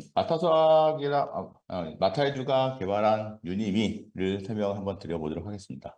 앞에서 설명드린 것은 마타 수학이고 초중고 서비스고요. 현재 대학교에서 유니미라고 하는 서비스를 실제로 많이 사용을 하고 있습니다. 그 유니미라고 하는 것은 서울대 수학연구소와 마타에듀가 공동으로 개발한 대학 수학 이러닝 시스템입니다. 현재 이 시스템은 마타수에듀가 운영을 하고 있고요. 대학의 교양 수학 과제 출제하고 그다음에 평가에 많이 사용을 하고 있습니다. 유니미는 대학 수학의 교육 환경을 개선을 하기 위해 서울대와 공동 개발을 한 거고요. 특히 미적분학, 현행대수학, 공학수학, 이음방정식 등 다양한 분야의 문제들을 폭넓게 탑재하고 있습니다. 그리고 학생들에게 서로 다른 문제들을 제공을 하고 있죠. 많은 대학교에서 학생들이 온라인으로 문제 풀다 보니까 아까와 좀 부정의 행위가 있을 거다라고 생각을 해서 학생들마다 서로 다른 문제를 제공을 하고 있습니다. 이렇게 대학교에서 많이 사용하는 유니미 시스템이 있는데 이것도 약간의 단점은 있습니다. 평가 문제 난이도가 살짝 높습니다. 그래서 일부 학생들한테는 다소 도전적인 문제가 제공이 될 수도 있고요. 근데 현재 유니미에는 맞춤형 학습이나 후행학습 시스템은 제공이 되고 있지 않습니다. 그래서 학생들이 맞춤형 서비스, 그러니까 맞춤형으로 문제를 더 풀고 싶다라고 해도 추가로 문제가 제공되는 건 아니고요. 선생님들께서 제공을 해주셔야만 학생들이 문제를 풀 수 있는 구조로 설계가 되어 있습니다. 이러면 유니미 부분에 대해서 단점 부분이 있는데 이런 부분을 마타에듀가 단점을 보완해가지고 앞으로 대학 수학에서 사용할 수 있는 대학 수학 시스템을 개발을 해보려고 합니다. 그럼 먼저 마타 수학을 활용한 실제 현장의 사용 예를 한번 설명드려 보도록 하겠습니다. 두 가지 사례를 제공할 거고요. 초등학교와 대학교 사례입니다. 먼저 초등학교 사례고요. 어느 한 초등학교에서는 마타 수학을 이용해가지고 학생들의 기초 수학 학력을 효과적으로 향상시키고 있다라고 하고 있습니다. 수업 시간에 어떻게 활용을 했느냐라고 하는 것을 여쭤봤더니 선생님께서는 이렇게 활용했다고 합니다. 먼저 수업 시간에 초등학교이기 때문에 선생님께서 먼저 수업을 하시고 보통 익힘 문제를 익힘책으로 문제를 풀게 되는데 그 익힘책 대신 저희 마타 수학을 이용해가지고 학생들한테 문제를 푸는 시스템으로 제공을 하게 되었습니다. 이때 마타와 연산학습이라고 하는 아까 커리큘럼을 사용을 했다 하고요. 방과후 학습이나 저도 사용했지만 여기 결정적으로 자기주도적 가정학습이라고 하는 것을 선생님께서 운영을 하셨는데 그 학교에서 배우는 거 말고 집에 가서 선생님께서 내주시는 문제를 학생이 자기주도적으로 문제를 푸는 형태로 선생님이 문제를 제공을 해주신 것 같습니다. 이런 형태로 해가지고 학생들의 수업 실력이 어떻게 향상이 되었는지를 1년에 한 학기 1년 이렇게 관찰하셔서 저희한테 학생의 실력 향상이 어떻게 되는지 결과를 보고해 주셨습니다.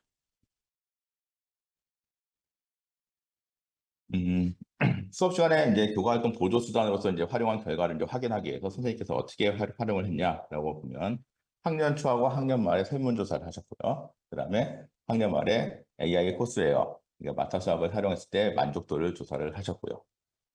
그다음에 이제 자기주도적 가정학습이 어느 정도 효과가 있는가에 대해서 이제 비교군과 대조군을 설정을 해가지고 비교를 하셨습니다. 그거는 24년도 올해 1학기에 진행이 된 내용이고요.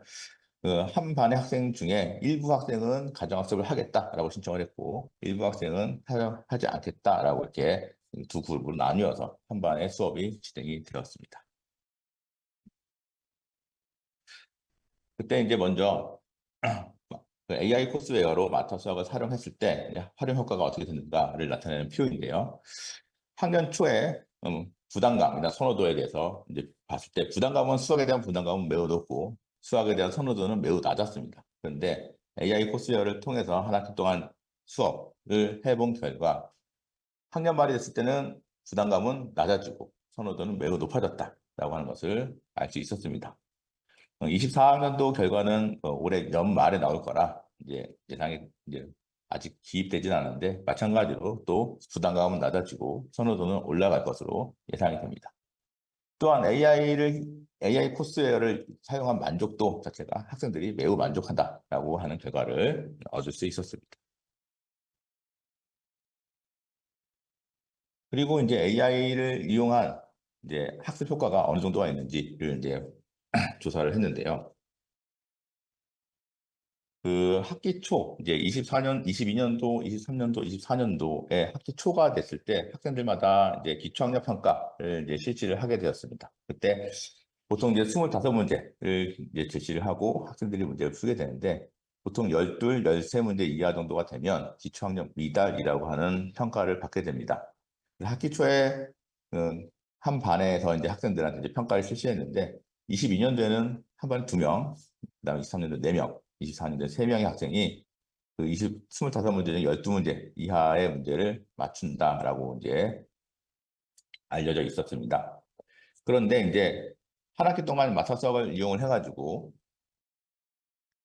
해당 반의 이제 학습 결과를 이제 봤는데 그리고 나서 이제 학기 말 또는 1년 지나고 나서 이제 연말에 이제 평가를 다시 했습니다. 기초학력 평가를 다시 해본 결과 해당 반의 학생의 기초학력 미달로 평가되는 학생이 한 명도 없었고요. 한 명도 없다라고 해서 이제 13문제, 14문제 정도 맞추는 것이 아니라 그 학생들 중에 가장 못한 친구가 19점이었다라고 하는 것이죠. 그러니까 25문제 중에 19문제를 맞췄고 대부분은 이제 기초학력하고는 이제 거리가 먼 이제 학생들이 되었다라고 알 수 있었습니다. 또한 담임 선생님께서도 이제 그 기초학력 평가 말고도 매 단원이 끝날 때마다 학생들이 이제 실력이 어떻게 향상이 되어 가는지에 대해서 학생들께 동일한 문제를 제공을 해서 그 25문제를 계속 단원이 끝날 때마다 이제 문제를 풀게 이제 시켰습니다. 이때 실제로는 학생들한테 잘하는 학생들은 좀 어려운 문제, 못하는 학생들은 쉬운 문제 이렇게 레벨을 구분을 해서 이제 나눠줬다라고 얘기를 하셨는데 그거는 이제 별건으로 하고 학생들이 문제를 맞춘 개수에 대한 평균값만 지금 보여드리면 다음 가지 참여학생, 미참여학생이다라고 나온 부분이 있는데 이 참여학생, 미참여학생이 아까 자기주도적 가정학습을 참여했냐 안 했냐라고 하는 것을 기준으로 참여학생과 참여하지 않은 학생들의 문제 맞춘 개수의 평균을 이제 비교를 해볼 수 있겠는데요.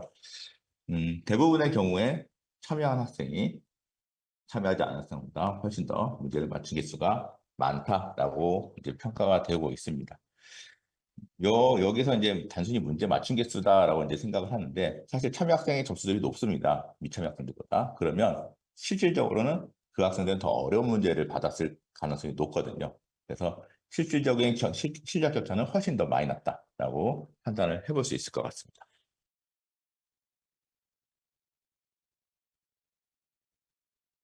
초등학교 사례는 이렇게 마무리 짓겠고요. 백성문화대학교에서 저희 이제 마타 수학을 사용한 사례를 한번 말씀드려 보도록 하겠습니다. 사용한 기간은 2023년도 작년에 3월부터 6월까지 한 학기 동안 사용을 했고요. 기초수학 과목에서 대상자는 전체 다 사용한 건 아니고 간호학과에서 그 진단평가를 패스하고 진단평가 수준이 좀 높은 학생들은 패스하고 진단평가에서 특정 점수 이하를 맞은 친구 197명에 대해서 이제 운영을 하였습니다. 운영 방법은 레벨 테스트, 교과 진도, 클리닉 이렇게 해서 세 가지로 이제 나눠서 이제 진행을 하게 되는데요. 레벨 테스트라고 하는 것은 학기 시작할 때 사전 평가를 한번 보고 그 다음에 한 학기 동안 공부를 한 다음에 사후 진단을 봐서 한 학기 동안 공부한 결과가 어느 정도 향상되는지를 이제 비교하는 때 사용을 했고요. 그다음에 교과 진도와 클리닉이라고 하는 두 가지를 운영을 하셨는데 교과 진도는 한 학기 동안 수업을 진행하면서 주제 학습을 이제 선생님께서 강의를 하시고 거기에 맞는 숙제를 선생님께서 내주시는 결과로 이제 반복 15주차 동안 진행을 하셨고요. 클리닉 같은 경우에는 선생님께서 추가적으로 진단 시험, 진단 문제지 주고 그 다음에 거기에 딸려서 학생들이 잘하는 친구 같은 경우는 좀 더 어려운 문제, 그다음에 못하는 친구 같은 좀 더 쉬운 문제를 주는 치료 문제까지 제공을 하는 구조로 클리닉 서비스까지 활용을 하셨습니다. 그 결과 이제 백성문화대학교에서는 3월 달에 학습을 하기 전에 사전 진단평가 점수와 적용 후 사후 진단평가 점수가 평균적으로 4점 정도 올랐다라고 하는 것을 알 수 있었고요. 사전 진단과 사후 진단은 난이도가 비슷한 문제였기 때문에 적용 후에 점수가 올랐다라고 이제 판단할 수 있겠고요. 그 외에도 이 프로그램을 사용했을 때의 학습 동기나 학습 몰입도, 성취도, 그다음에 자기주도 학습이라고 하는 것에 대해서 평가 점수를 이제 분석을 했는데 전반적으로 다 상승하고 했던 것을 이제 확인을 할 수 있습니다. 그래서 백성문화대학교에서 그 AI를 이용한 수업이 전반적으로 활용에 효과가 있었다라고 볼 수 있겠습니다. 마지막으로 저희 이제 대학 수학 교육에서 이제 저희 마타 수학이라고 하는 건 실제로 대학 수학 교육에 적합하게 개발이 된 건 아니에요. 이제 개발을 할 예정이고 이것이 실제 대학 수학 수업에서 주제에 맞춰가지고 어떻게 개발할지에 대해서 이제 설명을 한번 드려보겠습니다. 마타 수학이라고 하는 것은 이제 개발하는 범위는 대학 수학에서 사용할 수 있는 콘텐츠를 관리할 수 있고 콘텐츠 제작하고 그 다음에 대학 수학 학습 시스템을 개발하는 것으로 개발 계획이 잡혀 있고요. 개발 기간은 올해 4월부터 2026년 8월까지 긴 기간 동안 개발을 할 건데 이 기간이 긴 것은 콘텐츠를 이제 탑재하려고 이제 기간이 길게 잡혔고요. 실질적으로 이제 오픈이 되는 것은 2025년 3월 내년 1학기부터 실제로 오픈이 될 예정입니다. 그래서 내년 3월에 실제로 콘텐츠 제작을 해서 학습 시스템까지 개발을 완료해가지고 실제 대학에서 사용을 하실 수 있게 있는 형태로 개발이 될 겁니다. 이후로는 매 학기나 이제 1학기, 2학기 과목, 그 다음에 다른 타 과목들도 이제 콘텐츠를 탑재를 하기 위해서 기간이 좀 길게 잡혀 있습니다.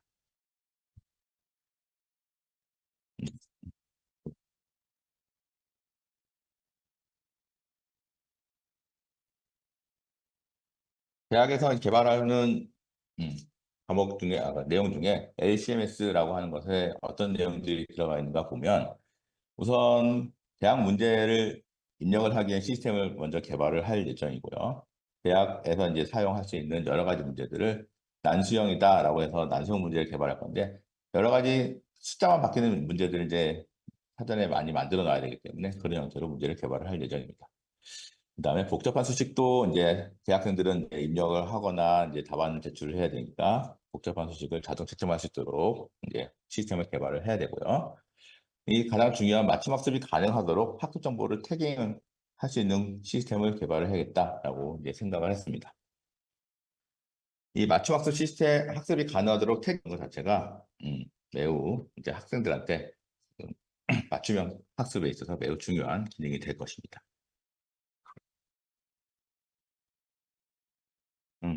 그다음에 대학 수학 콘텐츠는 다음과 같이 제작이 될 것입니다. 실질적으로 난수형으로 제작이 될 거고요. 모든 문제들은 난수형으로 제작이 돼서 학생들이 서로 이제 옆에서 친구들이 같이 공부해도 자기 거 자기가 풀 수 있는 구조로 설계를 할 예정입니다. 그리고 이제 아까도 말씀드렸지만 2023년도 11월에 저희가 교교원하고 연구 개발을 한 것이 있는데 대학 수학에 있어서 AI 학습 시스템 구축을 위해서 개념 구조 연구라고 하는 것을 진행을 했습니다. 이 개념 구조 연구라고 하는 것은 대학 수학에서 배워야 되는 그 개념들을 그 이전 단어, 이전 학년인 고등학교나 그 이전에 중학교까지 내려가서 어떻게 대학교 수학과 연결되어 있는지에 대한 개념 구조를 연결을 한 것이고요. 이 개념 구조들을 개발하고 있는 콘텐츠들에 다 탑재를 해 놓을 생각입니다. 이렇게 개발을 하게 되면 학생들이 대학교 문제를 풀더라도 대학교 문제에서 모르는 것이 아니라 그 이전 고등학교나 중학교까지도 모르는 내용이 있으면 그 이전으로 돌아가서 문제를 풀 수 있는 맞춤형 문제를 제공할 수 있는 기반이 될 수 있는 콘텐츠 구조입니다. 이것을 이제 이번에 콘텐츠를 제작하면서 탑재를 할 예정입니다. 마지막으로 대학 수학에서 이제 학습 시스템이라고 하는 것은 다음과 같은 기능들을 제공을 할 예정인데요. 커리큘럼 생성이라고 하는 것은 뭐 선생님들께서 강의 계획에 따라서 학습지를 생성을 해 놓으시면 이제 매번 이제 재사용이 가능한 구조로 이제 커리큘럼을 기능을 이제 넣을 거고요. 그다음에 여기에 선생님들께서 문제를 일일이 다 뽑기 어려우시니까 범위를 정하시면 원하시는 학습지가 자동 생성된다는 기능까지 넣을 예정입니다. 그렇다고 해서 학습지가 항상 자동으로 생성되는 건 아니고 선생님들께서 직접 문항을 선별해서 학습지를 제작할 수 있는 기능을 추가로 넣을 예정입니다. 그리고 당연하겠지만 평가 상황에 따라 동일한 문제 또는 서로 다른 문제로 평가를 진행할 수 있겠습니다. 동일한 문제로 진행을 해야 되는 것은 이제 뭐 중간이나 기말고사 평가를 위한 문제로 할 때는 동일한 문제를 평가하는 게 맞을 것 같고요. 그다음에 학생들이 숙제로 할 때는 서로 다른 문제로 평가를 진행하시면 될 것 같습니다. 또 평가 관리, 평가 시간 관리도 있겠습니다. 학생이 문제를 풀 수 있는 시간, 시작 시간과 종료 시간이 있을 거고요. 그다음에 시험 시간 같이 실제로 문제가 오픈되는 시간과 클로즈 시간을 명확히 정할 수 있는 구조도 가져가야 될 것 같습니다. 그다음에 자동 채점 기능이 이제 중요하게 될 것 같은데요. 선생님들께서 모든 문제를 다 채점을 하실 수가 없기 때문에 학생이 답안을 내면 자동으로 채점이 돼야 되는 것이고 그것이 간단한 숫자 1, 2, 3, 4를 넣어서 이제 나오는 그 형태의 문제들이 아니라 복잡한 수식을 가지고 있는 것들도 자동 채점이 다 돼야 되기 때문에 그런 부분도 이제 제공을 해서 교수자들의 부담을 경감시켜 드릴 예정입니다.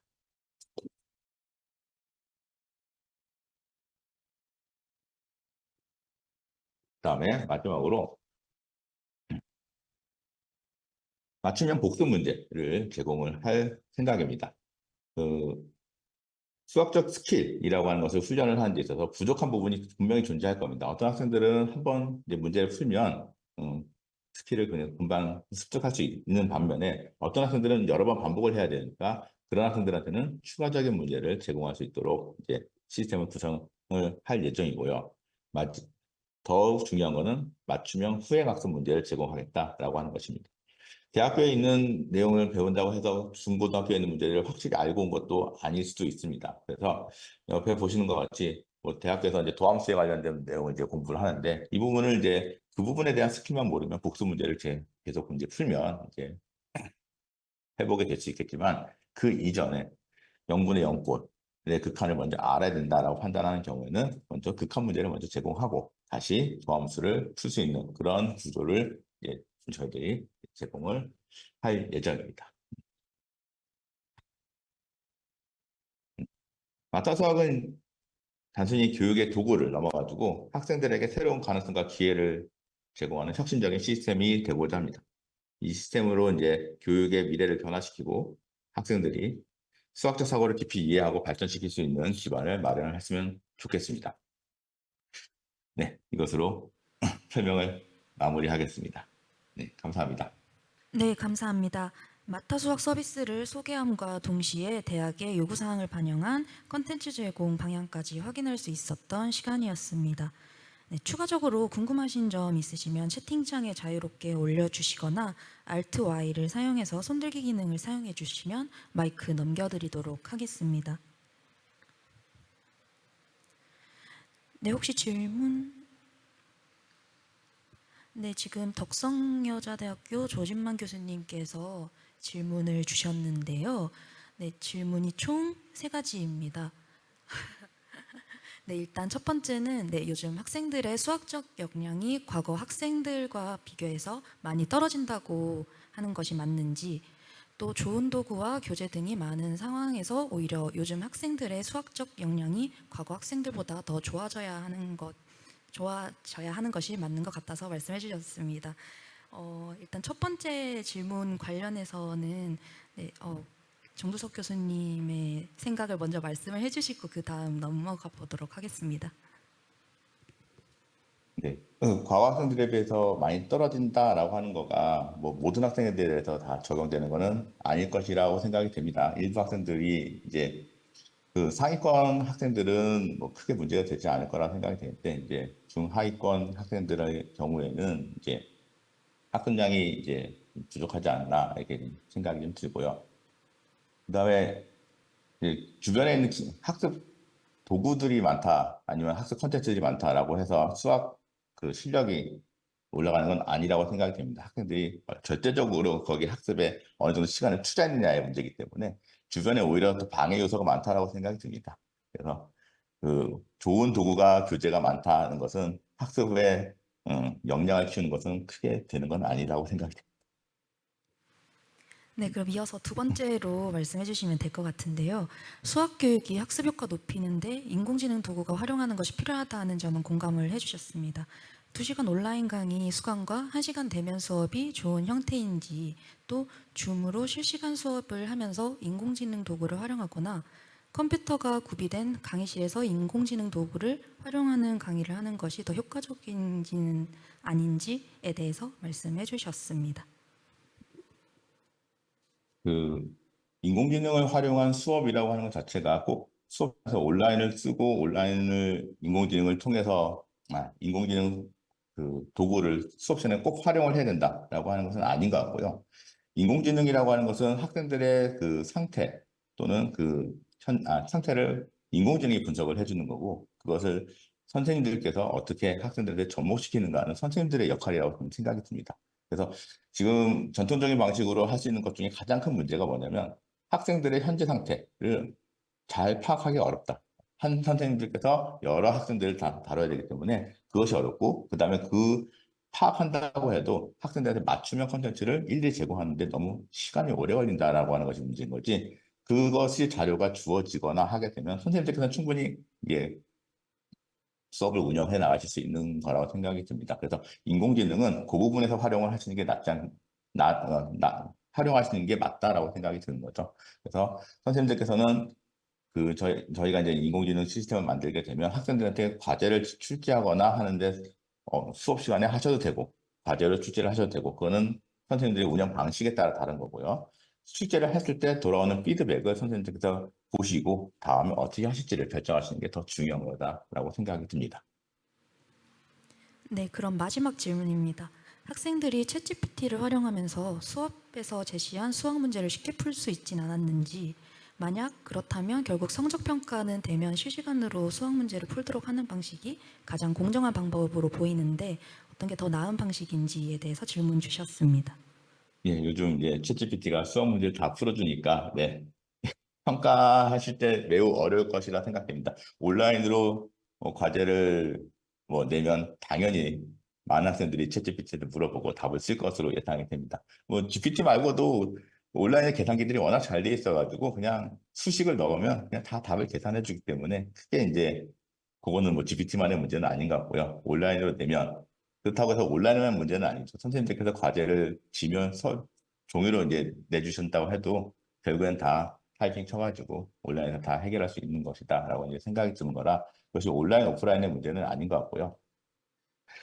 근데 시험 방식은 그래서 온라인으로 하고 오프라인으로 하고 하는 거는 이제 문제가 안 되는데, 이제 어떻게 이제 부정행위나 이런 다른 도구를 사용해서 막는 것이냐, 막을 수 있는 것이냐가 이제 가장 관건이 될 것 같아요. 그래서 평가를 하실 때는 정말 현장에 와가지고 온라인으로 하시든 오프라인 하시든 하시는 게 좀 적합해 보이지 않는가. 그래야 다른 학생들의 불만들이 없어질 거라 생각이 듭니다.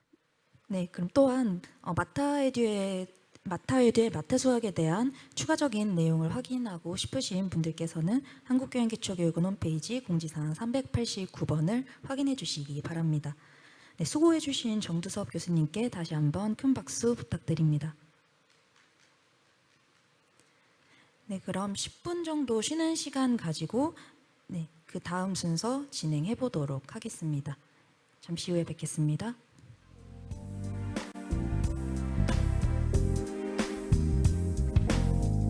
네, 이어서 시작해 보도록 하겠습니다. 네, 이어서 대전대학교 최병문 교수님 모시고 네 번째 발표 시작해 보도록 하겠습니다. 주제는 수업에서의 AI 기반 학습 콘텐츠 활용의 의미입니다. 큰 박수로 환영해 주시기 바랍니다. 네, 안녕하세요. 대전대학교 최병문 교수입니다. 사실 제가 요즘 저를 소개할 때 최병문 교수라고 해야 될지 최병문 특임 교수라고 해야 될지 좀 망설여지는데 이제 정년 퇴직하고 재취업을 했습니다. 그래서 지금 이제 특임 교수로 대전대학교에서 역시 하는 일은 똑같이 수학 강의를 그렇게 하고 있습니다. 그 팜프렛이나 설명 자료에 보면은 제가 그 위원장이라고 그렇게 순서에 보면 나와 있는데 요즘 뭐 위원장 순환시대인지 전성기인지 국회 각종 국회 활동을 보니까 위원장들이 고생이 많으시던데 제가 위원장이라고 하는 이유는 지금 교양기초교육원에서 그 AI 기반 학생 맞춤형 교육 지원 사업을 이제 추진하고 있는데 거기에서 그 교수자로서 이 사업이 좀 원만히 진행될 수 있도록 또 많이 확대될 수 있도록 그런 노력을 같이 하고 있습니다. 타이틀을 이렇게 거창하게 붙여주셔서 감사합니다. 일단 그 수학 교양기초교육원에 보면은 이제 기초교양교육이라는 게 원래 기초점 교양 이렇게 돼 있어야 맞는데 그 활자상 그 점을 빼고 있어서요. 그 이제 기초교육에 해당되는 것이 이제 두 번째 보이시는 기초문해교육이라고 하는 파트입니다. 그 중에 5개 파트가 있는데 그 중에 5번째 기초과학, 수학, 우리 보통 BSM이라고 그렇게 말을 많이 하죠. 그러니까 교양수학하고는 조금 개념은 다른데 이과 계열이나 아니면 공과 계열 특히 그쪽 학생들이 전공 수업을 좀 원활히 할 수 있는 기본적인 수학적인 지식을 가르치는 교과라고 정의를 하고 있습니다. 그래서 이 수업을 각 대학들이 원만하게 진행할 수 있도록 하는 방법이 뭐가 있을까? 이제 그런 거에 대한 고민들은 교양기초교육원에서 지금 하고 있습니다. 그래서 이제 실제 대학 현장에서는 이 대학 수학 교육을 어떻게 하고 있는가? 그 대학마다 굉장히 다릅니다. 그래서 어떤 대학은 2학점으로 뭐 한 학기 하는 데도 있고, 물론 뭐 아예 그 수학을 안 하는 대학도 있고요.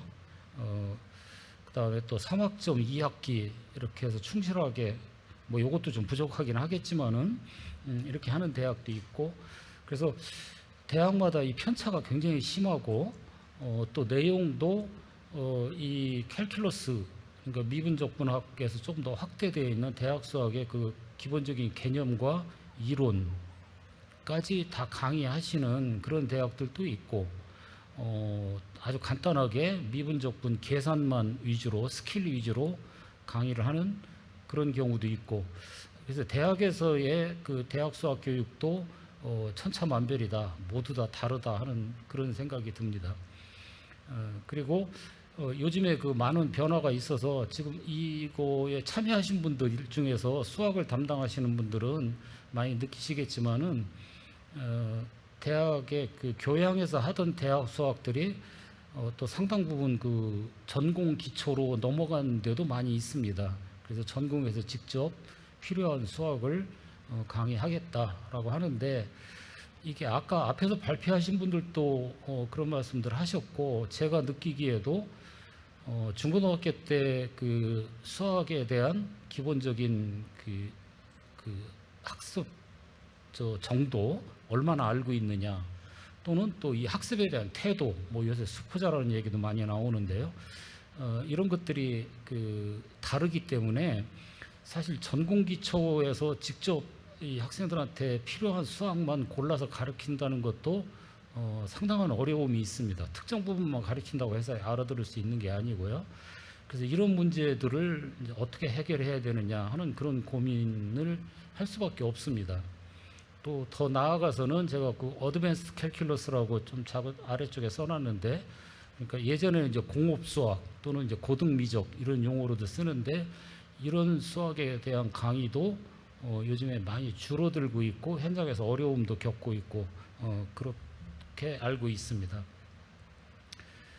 이제 대학의 그 현재 상황에 대해 좀 잠깐 말씀드리고 왜 AI 자율학습 시스템이라는 걸 생각할 수밖에 없는가에 대해 조금 말씀을 드리겠습니다. 일단 그 대학에서 수학을 강의하실 수 있는 교수자나 강사분들이 지금 굉장히 부족합니다. 뭐 반대로 강사 선생님들은 또 강의를 구하기 어렵다 하는 그런 말씀도 하실 수 있겠지만 실제 대학 입장에서 보면은 수학을 강의하실 수 있는 분들이 점점 줄어들고 있습니다.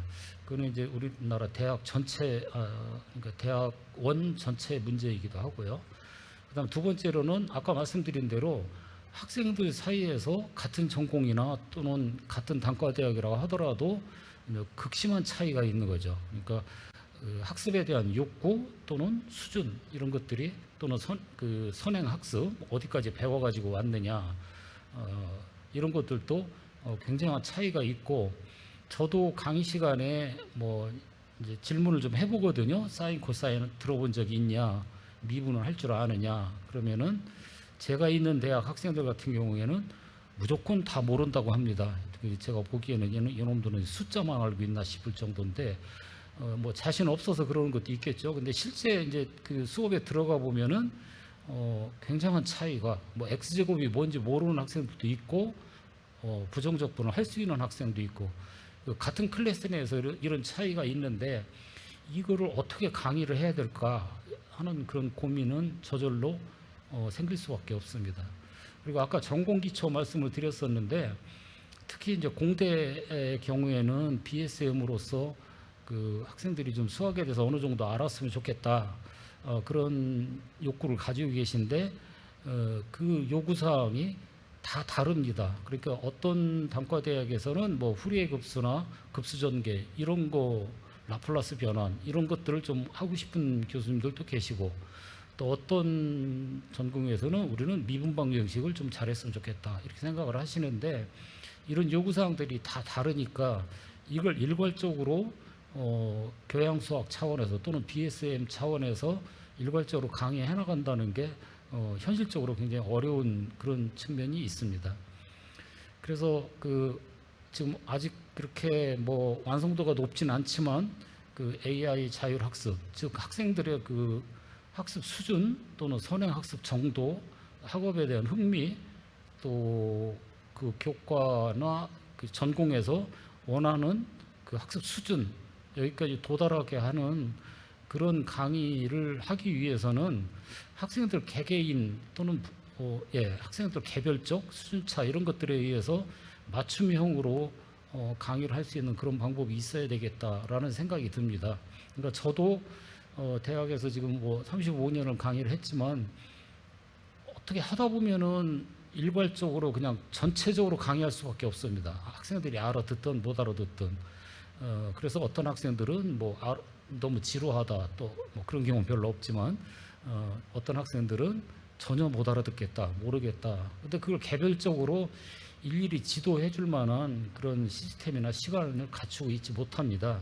그래서 여러 가지 방법을 많이 쓰는데 뭐 플립 러닝을 한다든지 또는 뭐 원격 줌 같은 걸로 원격 강의를 한다든지 이런 방법을 많이 쓰는데 교수님들 계신 대학에서는 어떠실지 모르겠지만 제가 있는 대학에서는 이 플립 러닝 그래도 2시간 플러스 1시간 이렇게 하는데 2시간 사전에 그 공부 좀 해와라라고 해서 뭐 과제도 내고 책도 소개하고 하는데 학생들은 당연히 안 해갖고 옵니다. 그래서 수업 시간에 와서 다 모르겠는데요. 설명해 주세요. 이런 식이 되니까 요것을 좀 통제한다고 그래야 되나?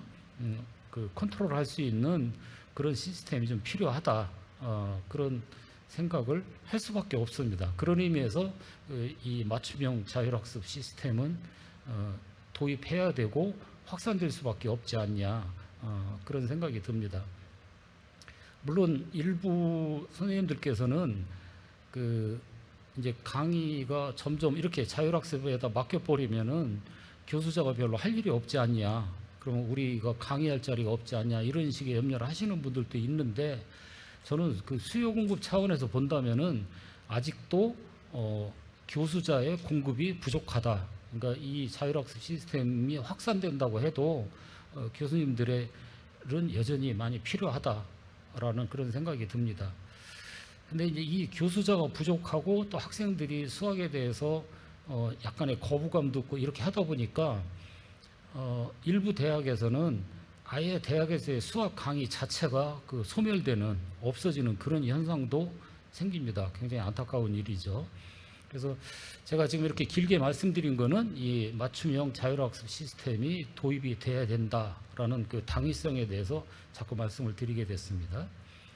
근데 이 자율학습 시스템의 종류가 이제 요 화면은 여러분들 잘 아시겠지만은 그 칸 아카데미, 물론 뭐 수학만 하는 게 아니라 많은 부분에서 그 원격 강의 시스템인 거죠. 자, 이거는 뭐 그냥 동영상 강의니까 학생들이 상당한 적극성을 가지고 집중해서 강의를 들어야만 이 수업에 참여할 수 있죠. 물론 내용은 굉장히 풍부하고 좋지만 그런 문제가 있습니다. 그런데 이 화면은 그 언택트 에듀 시스템의 화면인데, 저도 아까 사용하고 있다고 말씀을 드렸었는데, 그래서 이 시스템을 활용을 하면은 저 같은 경우에는 2시간 2학점이기 때문에 뭐 미리 과제를 내거나 뭐 이렇게 할 만한 여유가 없습니다. 그리고 한 학기밖에 강의 안 해서 저는 미분과 적분 딱 2개만 하겠다. 다른 함수나 무슨 뭐 급수나 이런 것들은 안 하고 2가지만 하겠다라고 선언을 하고 강의실에서 직접 그 문제를 풀도록 합니다. 한 15문제 정도 내가지고 문제를 풀도록 만들고, 그 다음에 학생들이 문제 푸는 거를 요 시스템은 좋은 점이 모니터링을 할 수 있거든요. 지금 몇 문제 풀고 있는지, 또 어느 부분에서 아이들이 잘 못 풀고 있는지 하는 것들을 개개인별로 클릭을 하면은 그렇게 해서 볼 수가 있습니다. 저는 나름대로 학습 효과가 있다고 생각을 하고, 사실 그 어떤 파트에 대해서 뭐 예를 들어서 지수함수의 미분, 그럼 지수함수 미분에 대해서 강의는 잘 안 해줍니다. 그냥 간단하게 한 5분 정도 유인물 나눠주고 그냥 방식만 설명한 다음에 바로 문제 풀어라고 해서 제가 모니터하는 그런 방식을 쓰고 있는데, 강의 평가가 전보다 좀 더 잘 나오는 것 같아요. 한 85점 이 정도 나와서 1학년 학생들이 85점 주면은 굉장히 잘 주는 거거든요. 한 4학년 되면은 이제 90점 이상으로 올라가게 되는데, 그래서 강의에 이렇게 활용할 수도 있고, 또는 앞서서 발표하신 분들 그 차이과대학이나 또는 동서대학이나 이런 데처럼 그 과제나 풀림 러닝으로서 활용할 수 있는 그런 방법도 참 좋은 것 같고요. 그 다음에 이제 이 시험 문제인데, 시험은 사실 치팅 문제가 있어서 원격으로 시험을 보는 것은 좀 어려운 점이 있습니다. 그런데 만약에 학교의 어떤 시설이, 그러니까 대전대학교 제가 있는 학교처럼 60명, 50명이 한꺼번에 들어갈 수 있는 전산실습실이라든지 이런 게 있으면 거기에서 일괄적으로 그 문제를 출제해서 시험을 보도록 하는 그런 방법으로도 활용할 수 있습니다. 이 과제나 시험을 이렇게 활용할 수 있으면은 교수자가 굉장히 편하고, 학생들의 이의제기 문제도 뭐 요즘에 이의제기도 잘 안 하더구만, 어쨌든 그런 문제들도 많이 해결될 수가 있습니다. 그리고 이제 굉장히 중요하고, 또 아이들이 어느 정도 흥미를 느끼게 되면은 이 자율학습, 스스로 학습을 하고 복습을 하는 이런 단계로 들어갈 수 있으면 참 좋겠죠. 또 일부 어느 단계에 일단 진입을 하게 되면은 학생들은 또 이런 욕구도 있는 것 같아요. 너무 수학 안 한다고만 볼 게 아니고 자기네들이 문제를 직접 한번 풀어보고 어느 정도 실력이 향상됐는지 그것을 좀 알고 싶어하는 그런 욕구도 있는 것 같습니다. 그리고 저도 놀란 게 이 복습 문제를 따로 출제 안 했는데 언택트에 대해서 자동으로 그거를 100% 하더라고요. 근데 뜻밖에도 이 복습 문제를 굉장히 많이 풀어보고 있다라는 걸 보면서 학생들의 요구를 제가 너무 좀 간과하고 있는 게 아닌가 하는 그런 반성도 좀 하게 되었습니다. 지금 오늘 소개해드린 이 세 가지 시스템에 대해서 제가 좀 나름대로 그냥 느낀 점을 간단히 그 정리 삼아서 좀 말씀을 드리면은, 첫째, 알렉스라는 데는 이제 굉장히 역사가 오래됐죠. 근데 문제는 그 고등학교 3학년 미국식으로 K-12라고 이렇게 얘기를 하는데 이 정도 수준에서만 머물러 있다라는 건데, 어떤 면에서는 이건 좀 자존심의 문제이긴 하지만은 우리나라 대학생들도 이 정도 수준의 문제만 잘 풀어도 수학에 대해서는 어느 정도 문턱을 넘어섰다, 그렇게 할 수도 있습니다. 그래서 이제 단점으로 말하자면 이제 너무 쉽다 이렇게 우리가 얘기할 수 있는데, 이 알렉스 시스템은 실제 들어가서 이렇게 사용을 해보시면은 굉장히 인공지능에 가깝도록, 그러니까 이 학생이 어느 정도까지 알고 있는지, 그래서 어떤 문제를 더 내야 될지 아니면 뒤로 되돌아가서 어떤 문제를 좀 더 풀어봐야 될지 하는 것들에 대해서 잘 만들어져 있습니다. 그런 장점이 좀 있고요.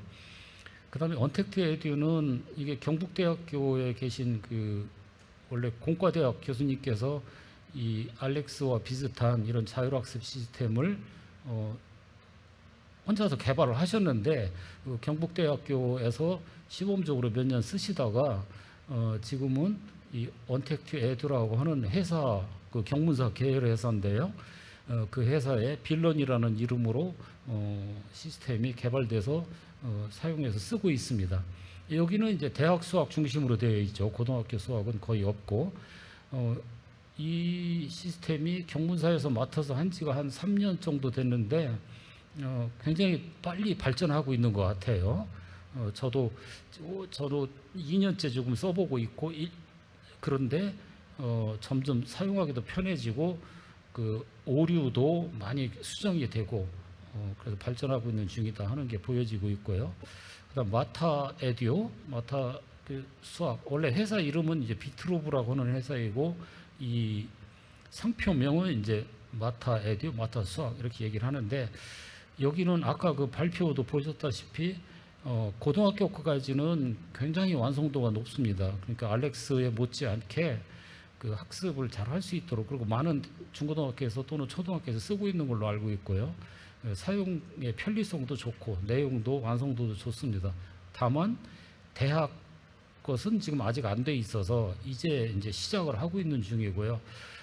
사실은 제가 좀 개인적으로 찾아가 가지고 대학 교육에 이바지할 수 있는 어떤 그런 사명감, 기술력이라든지 경험을 많이 갖고 있으니까 사명감을 가지고 한번 참여해 하실 수 있겠느냐라고 해서 그 아까 그 정두섭 교수라든지 오태영 대표한테 타지를 했었는데 한번 열심히 해보겠다고. 그래서 당장 뭐 어떤 결과가 나오진 않지만 연차적으로 아까 일정표를 쭉 얘기를 했는데 학기 단위로 쭉 시스템을 만들어 갈 거다, 이렇게 대답을 들었어요.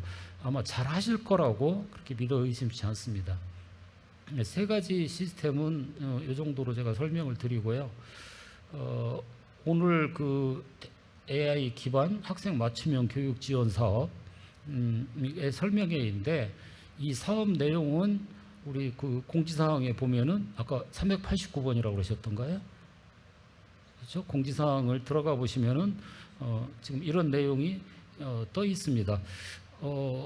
오늘 설명회가 끝나고 나면은 조금 더 구체적으로 앞으로 일정이라든지 또 중요한 건 돈 지원 내용이겠죠. 이런 내용들도 좀 더 구체적으로 소개를 하는 게 돼 있을 겁니다. 한번 참고를 하시면 좋을 것 같고요.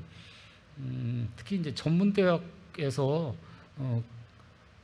의외로 그 수학에 대한 요구가 많더라고요. 아마 무슨 학습에 뭐 우선 중요한 것도 있을 거고 또 각종 자격 시험이라든지 이런 데 기본적으로 수학적인 능력이 좀 필요할 것 같아서 근데 제가 여기 교육위원 사무국장님한테 들은 바로는 뭐 35개 대학 이상은 지원해 줄 수 있다라고 하는데 더 하실 수도 있을 겁니다. 아마 저 수요를 보면은요. 그리고 이제 작년에 했던 것처럼 대학에도 마찬가지로 사용자 하시는 분들한테 지원을 해줄 수 있는데 요 지금 금액이 좀 차이 나는 거는 전문대의 경우에는 그 진단 평가하고 그 다음에 그 비교과 교육으로서 한 학기 풀로 안 쓰시더라도 그렇게 도입을 한번 해보신다라는 측면에서 지원해 드리는 거고 대학은 그래도 정규 교과에 그러니까 대학의 교양 수학으로서 교양 파트로서 개설되어 있는 대학 수학에 이 시스템을 도입하면은 지원을 해드린다라는 그런 내용입니다. 그리고 제가 빨간 글씨로 기 선정자도 지원이 가능하다라고 했는데 요거는 그 공동으로 지원하시는 경우 그러니까 2명 내지 3명이 다른 대학과 연합해서 또는 대학 내에서 동시에 교수자 개인이 아니고 그렇게 하시는 경우에는 지난번에는 개인으로 받으셨어도 공동으로 다시 지원하는 경우는 가능하다. 그런 안내를 좀 드립니다. 네, 아무쪼록 이 AI 기반 교육 시스템이 활성화돼서 우리나라 대학의 그 수학 파트가 조금 더 내실 있는 교육, 또 학생들이 좀 적극적으로 참여할 수 있는 그런 교육이 되도록 기여하기를 기대합니다. 네, 그래서 제 발표는 이렇게 마치고 혹시 사업에 대해서 또는 내용에 대해서 궁금한 게 있으시면은 질문해 주시면 감사하겠습니다. 네, 관련해서는 교육위원 홈페이지 390번 참고해 주시면은 세부적인 내용 확인하실 수 있으니 많은 관심 부탁드리겠습니다. 그러면 네, 수고해 주신 최병문 교수님께 다시 한번 큰 박수 부탁드리겠습니다. 네, 감사합니다. 네, 마지막으로 한국교양기초교육원 원장이신 이재성 원장님의 폐회사로 마무리하도록 하겠습니다. 큰 박수로 환영해 주시기 바랍니다. 네, 오늘 설명회가 많은 도움이 되셨으면 하는 바람입니다. 오늘 발표해 주신 4분 교수님 그리고 또 질문해 주신 덕성여대 조진만 학장님께 감사드립니다. 저희 교기원에서는 일반 대학, 전문 대학, 그 다음에 교과, 비교과, 그 다음에 개인 또는 팀 이렇게 다양한 방식으로 이 교육 지원 시스템을 활용할 수 있는 지원을 하려고 합니다. 많은 참여와 성원 부탁드립니다. 그럼 이것으로 오늘 설명회를 마치도록 하겠습니다. 감사합니다. 네, 이것으로 설명회 모두 마치도록 하겠습니다. 추가적으로 현재 채팅창에 공유해드리는 링크로 접속하시어 만족도 조사까지 참여해 주시면 현재 사업에 대한 공모 안내와 함께 추후 교기원 사업도 안내 받으실 수 있으니 많은 참여 부탁드리겠습니다. 네, 마지막까지 귀중한 시간 함께해 주신 교수님들께 감사 인사드리며 앞으로 한국교양기초교육원이 진행하는 많은 사업에도 지속적인 관심 부탁드리겠습니다. 네, 감사합니다.